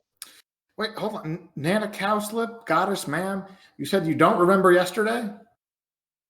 Or, you know what I mean. This is the first day of today you've experienced? She's not. She's like, I am not. For some reason, I am not immune to the time loop like you are. I want to throw my dodecahedron of doom at her. Oh, God. All right. What? Okay, so do you want to roll an attack or just roll the die? What does the item say? It can be hurled up to 60 feet as an action. A random magical effect occurs when the die comes to rest after rolling across the ground for at least 10 feet. So I guess I just back up 10 feet and throw it at her feet. Okay. Roll the dodecahedron of doom.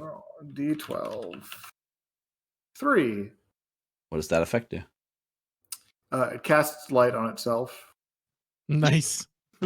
That ends when a creature You touches throw.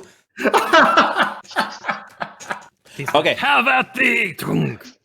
Here's another thing that happens because I haven't done this all day, and I Pokeball, actually go. forgot to do it earlier when our one combat. So a wild magic surges through you. You are frightened by the nearest creature until the end of your next turn. You throw it at her feet, and it lights up, and you look at her, and the look she's giving you scares the hell out of you to your core, as you now have the wrath of this goddess on you, and you are frightened of Nanny Castlet. I'm gonna run away and try to find the other god. I'm gonna mess up his name. So we can do like a one of the things that the changing reality effect was like every combat somebody was supposed to have like a wild magic effect. It's just we've only had one combat and it was over in one round.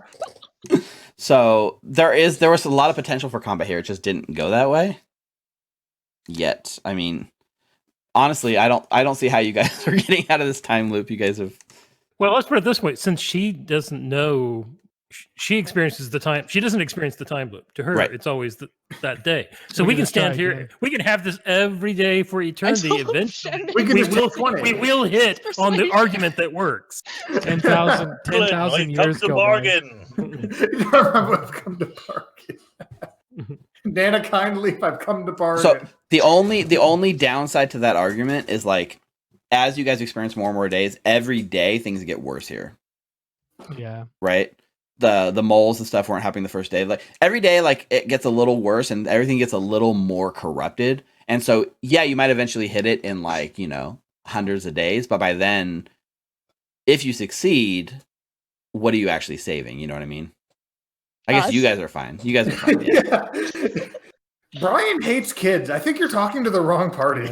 Yeah. Shen is So neutral if evil. that is your plan to keep pressing this, it is possible, right? If you have this argument with her every day for eternity, eventually you will hit on the correct one that allows her to go your way, right? Is that your Brian guys' plan of action? Yeah, all of my plans come from Tom Cruise movies. Yes. Brian makes a point every day to beat the kids at the skipping tournament. Oh, the skipping turn. Okay. I thought you were going to stop the sentence there. Yeah, when Can you go... Can I make a religion check or something to see if I can think of something from the lore of these gods that might lead to a solution? Yeah, give me a religion check. I mean, you have eternity to come up with the religion check or something. God. Let's see what you know now. We can literally just take 20. Yeah, there's a thing in Pathfinder called taking 20. Yeah. Let's see, I gotta make the religion check. One thing, too, as you go to the skipping stone thing... Oh, 24, that's pretty nice. As you go to the skipping stone contest, right? Time after time again.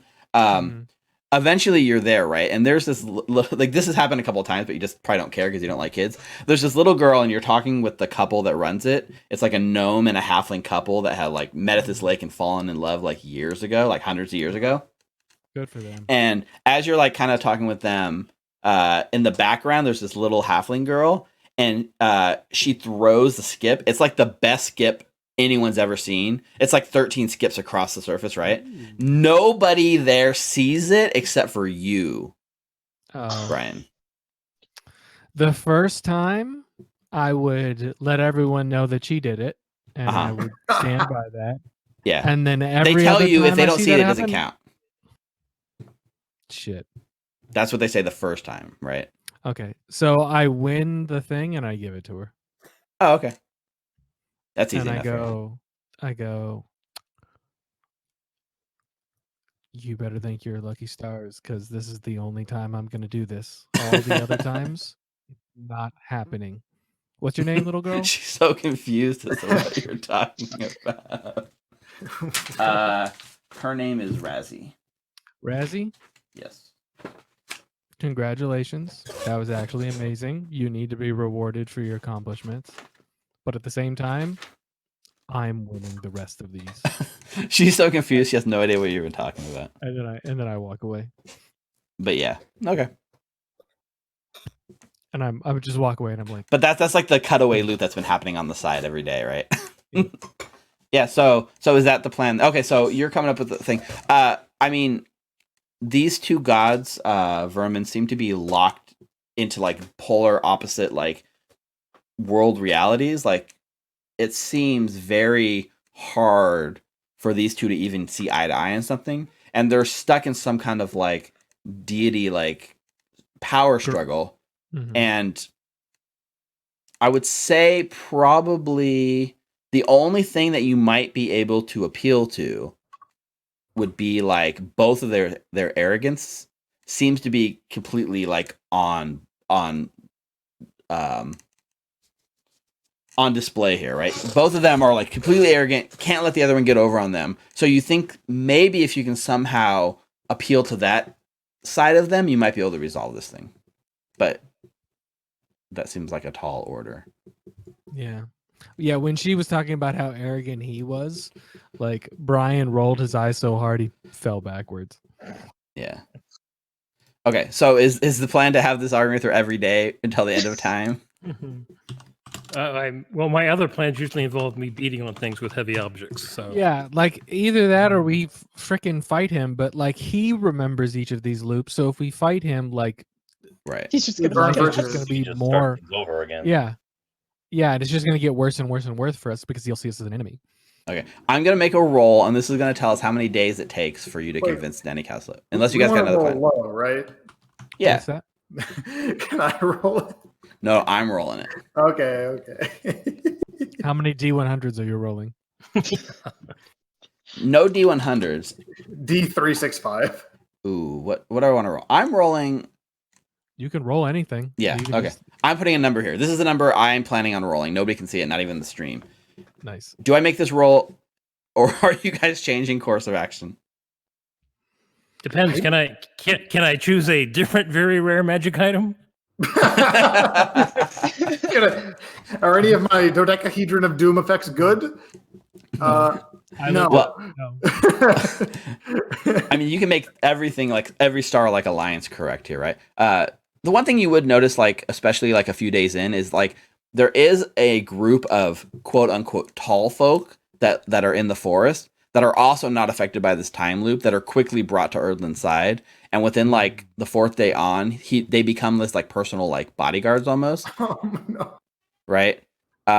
Elsie has been like kind of swayed by him, and she is kind of in his entourage now as well.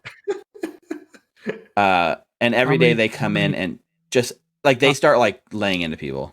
What's that? Oh, they attack people?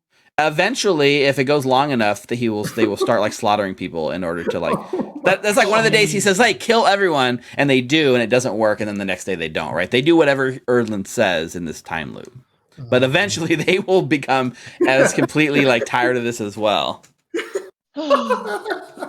Because here's what you guys learn, right? One of these like bandits was stabbed the day before and dying, and every morning wakes up dying from its wounds. Like That's rough. and then dies about 8 o'clock every night, and then when the time loop happens, comes back to life. And Erdlin promises them he will save their friend if they help him eat the pudding. So they are trying to help him eat the pudding. This is the darkest version of Groundhog Day I've ever heard. What have you done, Steve? Especially Sorry. because like Bartleby can just like, or not Bartleby, Hal can just be like, here, eat this apple, and the guy's not dying anymore. Well, it's not a hit point thing; it's a missing organ thing. So you need to find a way to regrow his organ. Okay. Every day. I guess. Hey, Tyler, that is you an chose option. a rare item instead of a very rare item, so you could have just gotten a ring of regeneration, and then we. Well, No, just I had the flask of speed too. The rare item was just for a character creation. The dodecahedron was his starting rare item. Oh, okay. Well, I did not pick a ring of regeneration. I almost did. But so here's the thing. Funny. If you could find some way to save this guy, and theoretically with all of your spells and skills and all of that, you might be able to, then what? Because they're still stuck in the time loop. Supporters, yeah. And then what do you want them? Because you could get them to your side. Given enough time, you guys can band together. But what is your guys' plan to end this? So do we want to do you want me to make a roll to see how many days it takes before you guys come up with a solution? I don't see any other way. Okay, so we have to appeal to Nanny Cowslip's arrogance somehow. Arrogance. Yep. Yeah. I mean, that's kind of what I was trying to do. that's kind of what I was trying to do when I was saying, like, if you give it to him in such a way, like you're changing the stakes of the game. So at the end of the day, like you kind of win because you're not playing by his rules anymore. But that didn't work. This like, is almost you trick the trickster, but yeah. right. This is almost exactly 100% that scene in Groundhog's Day where he's trying to get her to go out on a date and fall in love with him, and he tries one thing different every day, and over like the course of like hundreds of days, he finally gets there. Right. That's exactly what you guys are doing. You try this argument with Nanny Cowslip every day until it fails, and then fix that step the next day. That's kind of the beautiful thing about that story, though, because the story, instead of him trying to change her, he ends up just focusing on himself, and because of that, she eventually falls in love with him because he becomes a better person. Right. But like, So we have to change. So we have to Cowslip become listen to good us. people somehow. Denny Bobby is running the race every night and stomping the children that are trying to keep up with him. The one-legged gnome with The the one suction cup. that foolish gnome who thinks Just a plunger pushes him over every time. shoulder checks him midair every time. Yeah, I don't think we're good enough people to make this work, Steve. So so your eventual goal, right, is to try everything you can to talk to Cyrrollalee until she finally relents and lets Erdlin have his pudding, right? Yeah, but I think we should lean into the arrogance thing of just like, hey, like this is what he wants, but if you can like maybe make him eating the pudding a part of the ceremony to show like yes, we accept him, but we're giving it to him. We're we're allowing him to have You're the it. better people. Maybe you make it differently. You appeal to her arrogance. She's like, well, this is exactly what he said you would say because you're Right. because you're weak and you fear him. Yeah. And you fear if you ever gave him the pudding, Yeah. it would all be over. So you cling to this. Yeah, and that's why you can't change. Compromise pudding somehow. Weak creatures can't change. The sentence, we have to compromise the pudding. Well, Vermin's perspective on all this is that both of them are just his perspective is just kind of looking at both of them and saying, "Are either of you winning?" Yeah, nobody's winning here. That's at the end of the day, this is just a cycle of defeat. But nobody's losing. But to her, it's not a cycle. It's just one random day where some crazy people come up and tell her about something some other god is doing. It's true. Yeah, her enemy though. Yeah, how do you reconcile two people who hate each other more than anything? I don't know. I feel like the more we talk about this, Wait, if we fight them every single day, do we eventually level up? You level up, and then we level up to when they're like 20th level characters, we just kill one of them.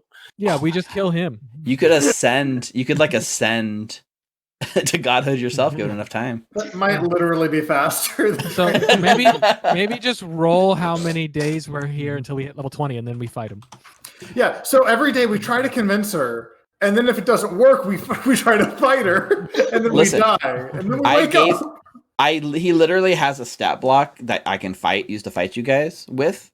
And one of the solutions that you can do is to, before he knows that you guys exist, right, is to basically distract him long enough for Nanny Cowslip to actually complete her spell. But that cat went out the bag. The cat went out of the bag a long time ago. Now that he knows you guys are in on the loop, right? Yeah, but we can still distract him though. Yes. Like that can still happen. Yeah. So we just attack him, and while we're engaged with him, she tries to banish him. But that's a problem though at the end of the day, because you get one shot at this, right? Because if you fail, then it'll never work again. Fail. Yep. So his bodyguards also remember too, so they'll just defend him on sight from us. Unless you get him on your side. Yeah, we just need to maximize the loop. Like we need to figure out where all the random encounters are and just hit them every day for the next 100 years. Yeah. Memorize. We're just speed running this time loop. Okay. So I don't know about you, but tomorrow I'm taking the loop off. I've had enough of this for a day. Yeah, okay. Before it gets too bad, we can hit up all the amusements we've already seen. Given that things have kind of come to a stalemate-ish, and there's a lot of things that we could have gone, I'm just going to make this roll, and I'm going to see this is how many days it takes until you guys solve the problem, and you guys tell me what solution you guys want it to go towards. Is it getting Cyrrollalee to actually let him eat it, or allowing him to banish, or her to banish him so that it breaks what is the end goal that you guys are working towards? Like, how do you guys want this to resolve? Brian doesn't want to make an enemy of the gods, so we'd rather that he reconcile the two of them. So she just lets him do it. But like, if he was a good person, which he's not, he would just help her banish him. He just feels like if the party does that, we're gonna make an enemy of a god. Yeah, but he'll be banished. You know. Yeah, I mean, he can just come back though. Yeah, he's a god. He can't plane shift. That'd be hilarious if he could. There's just Like, I could really weak god. I could have gotten an amulet of plane shift with our last item. Like, it's not that hard to plane shift for as a human being. Hey, I let could. alone a I god. was seriously considering it a Freedy bottle. There you go. We just keep casting that. Eventually, he gives us wish spells. There you go. I took a funny D12.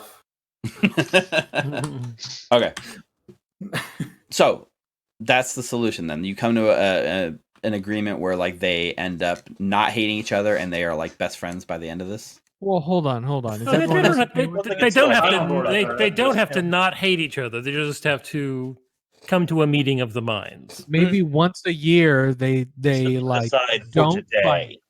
Yes, today they put aside their differences, and he gets to have pudding, and he can be here and enjoy the festivities along with everyone else. Maybe we change the eel game and a couple other things not to piss him off, and this could just be like a ceasefire once a year. Yeah. She does point out that she's not in charge of this. She just shows up to the festival. All the festival activities are put on by the gnomes and the If halflings, only so. someone was like a god that like was, in charge of a religion that could, Also, just make edicts. a few hundred days in, you guys will learn that they're not like their full selves. They're just in avatar form. So they're not like full gods. They are still somewhat. They do have limits. They have limits. It's not their full levels of their power. Okay. Okay. If that's the case, let's just go kick their ass. Then. Yeah, we killed them both. Okay, I'm rolling this.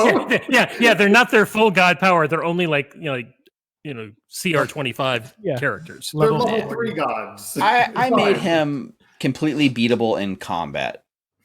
Somewhat. Completely somewhat beatable. Okay. So I never know with like PCs at like what level, like how strong you guys actually are. It's a crapshoot anyways. And I will say this module was originally written for like level 3 characters. So like I just made everything different. So here's the thing. This is the roll. You guys come to the conclusion like you guys wanted, but it's going to take some time. Roll is in. Roll 20 is going to lag like crazy because I rolled 61,000. Oh my god. I kept moving the needle depending on what you guys wanted the outcome, and this was like the midpoint.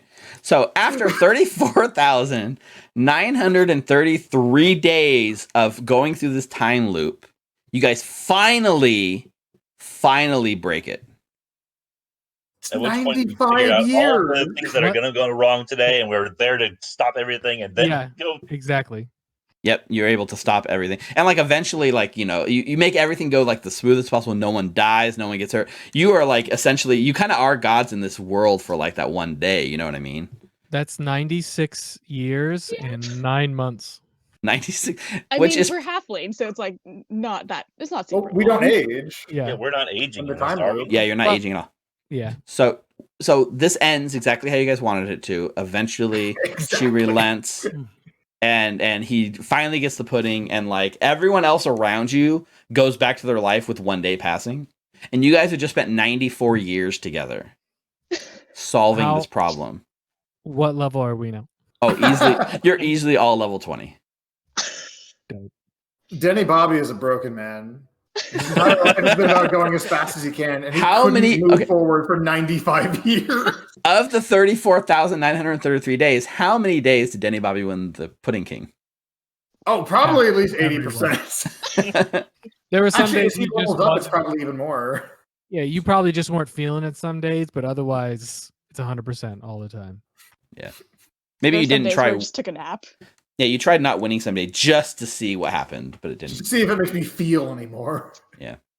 But in the end, after 94 years, our characters managed to break the loop. And like this is the last thing we see in this like game, right? So like it pulls back, the camera pulls up over this like exhausted look of you guys out of the town, up out of the 3-penny wood, and you see like it seems to be like a book open, and you see like an older halfling that is like looking at the book, and then looks up at a room full of like little halflings and says, "And that's the story of Cyrrollalee and Erdlin." And she closes the storybook, and the halflings are all like looking at each other, and they're all like, "But that's just a story. That didn't really happen, right?"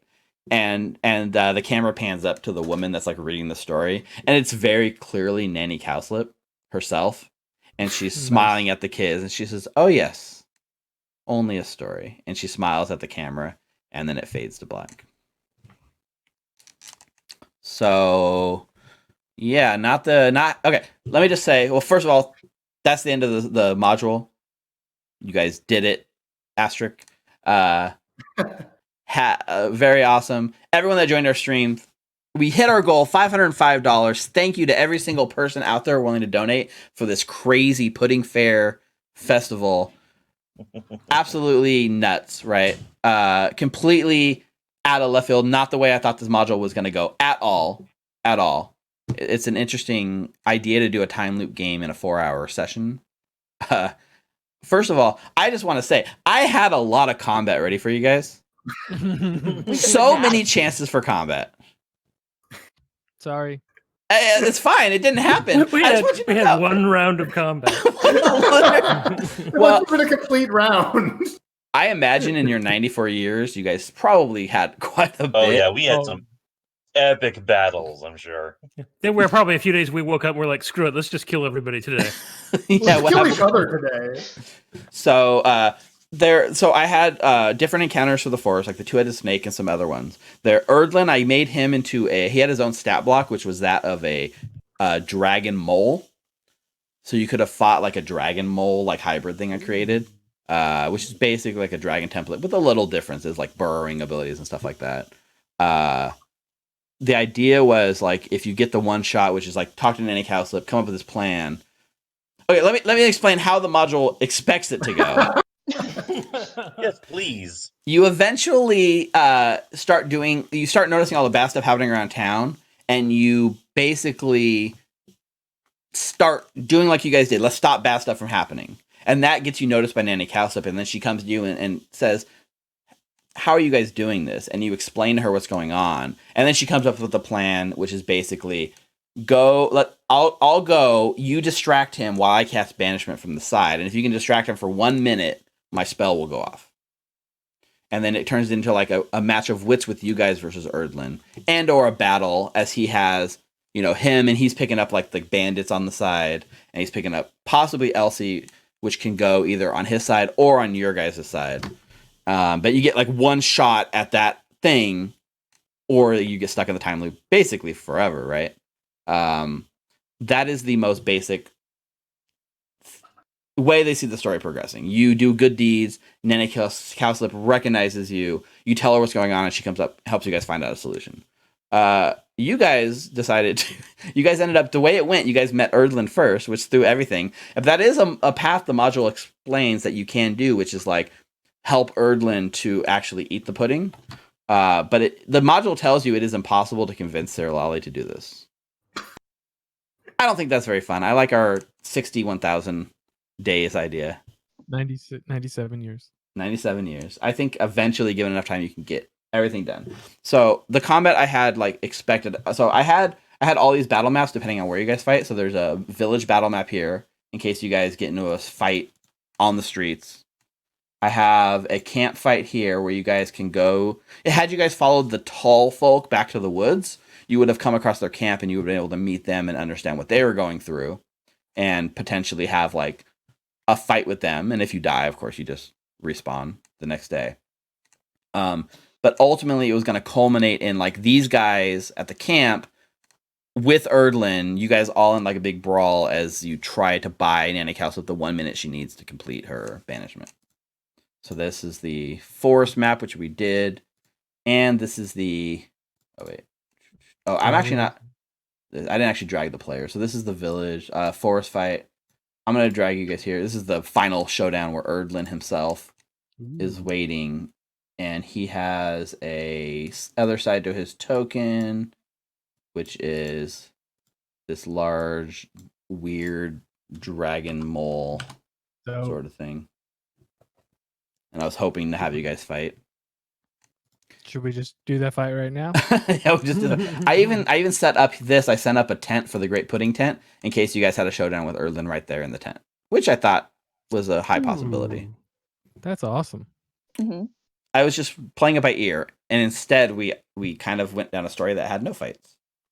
Well, I mean, the problem was none of us are actually good people. So Well, no, Erdlin made a very good argument, and the goddess was just kind of a self-centered dick, so He At literally first, it seemed like the pudding solution was so much easier, but we hadn't talked to the goddess yet, and we hadn't realized that she would not budge on that. Yeah, she is.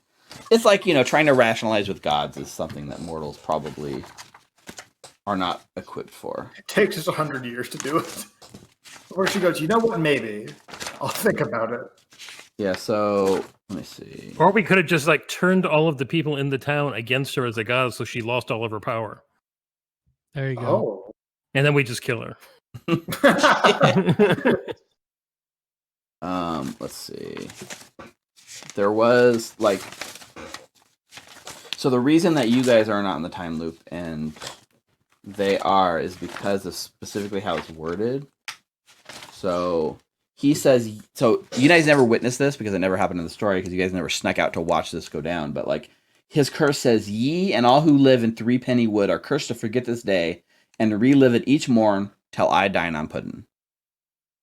So she is specifically called out as being in that loop, Wait, it didn't have to be her pudding. Well, right, he just said pudding. We could We have could just have made just baked pudding and lied to him. I'm so mad. special delivery from the goddess. There you go. But yeah, so that's that is the Pudding Faire, and the last time I ran this is one of the first things I ever ran for our meetup group.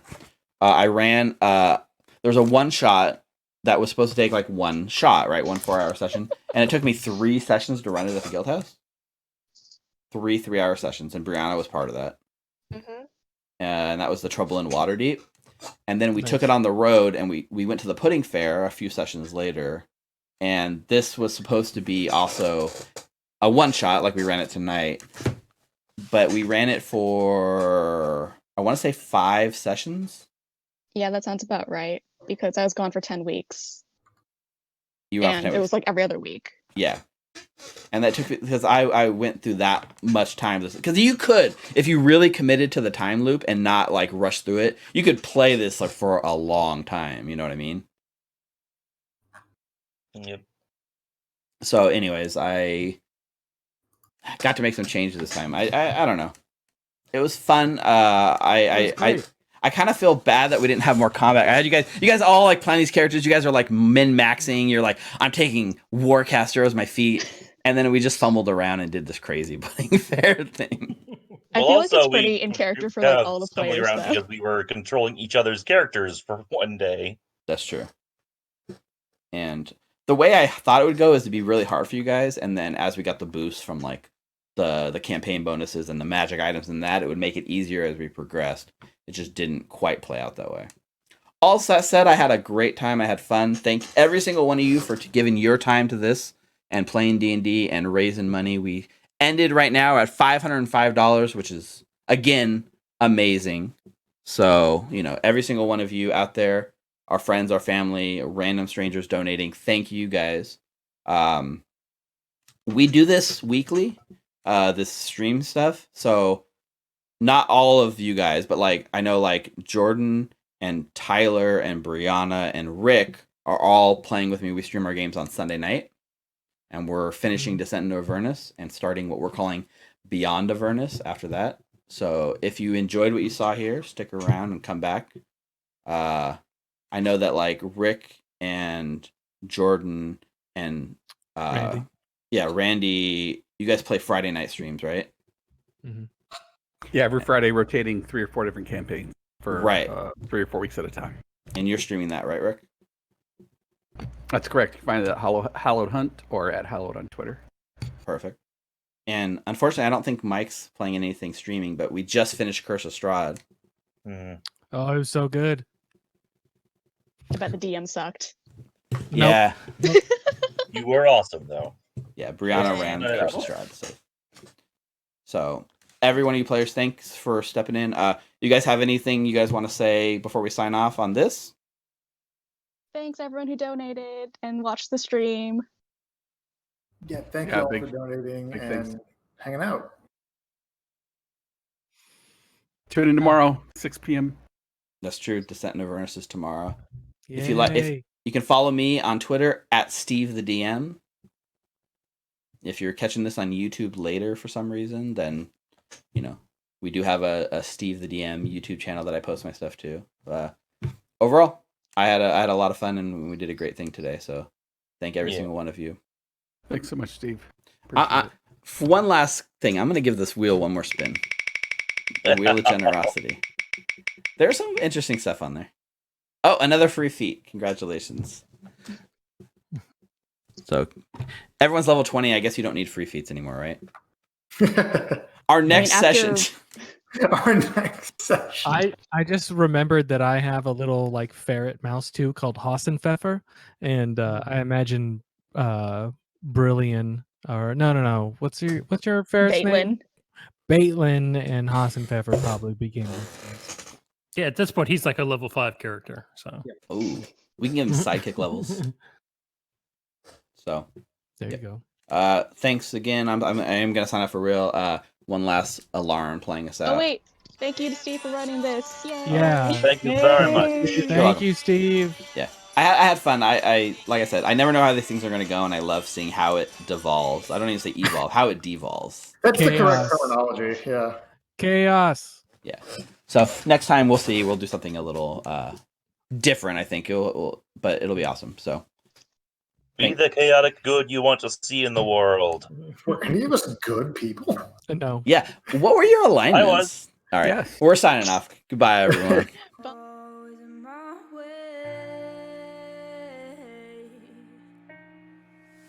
I'm the hole you know if you need me. It's not a secret that we keep, so just admit you see me.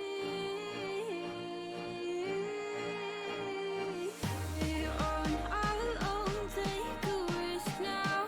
Just let it go and don't fall down. I hope you know that my heart is yours. Never let go. Stood amongst the stars I fell. Let the beauty in your eyes wear well. With the picture I've got in my mind, it's you and I. I see you've lost your way back home, but I'll take you somewhere we're alone, so that you can see my heart again and never go. Never go, never go. You never go, never go. You never go, never go.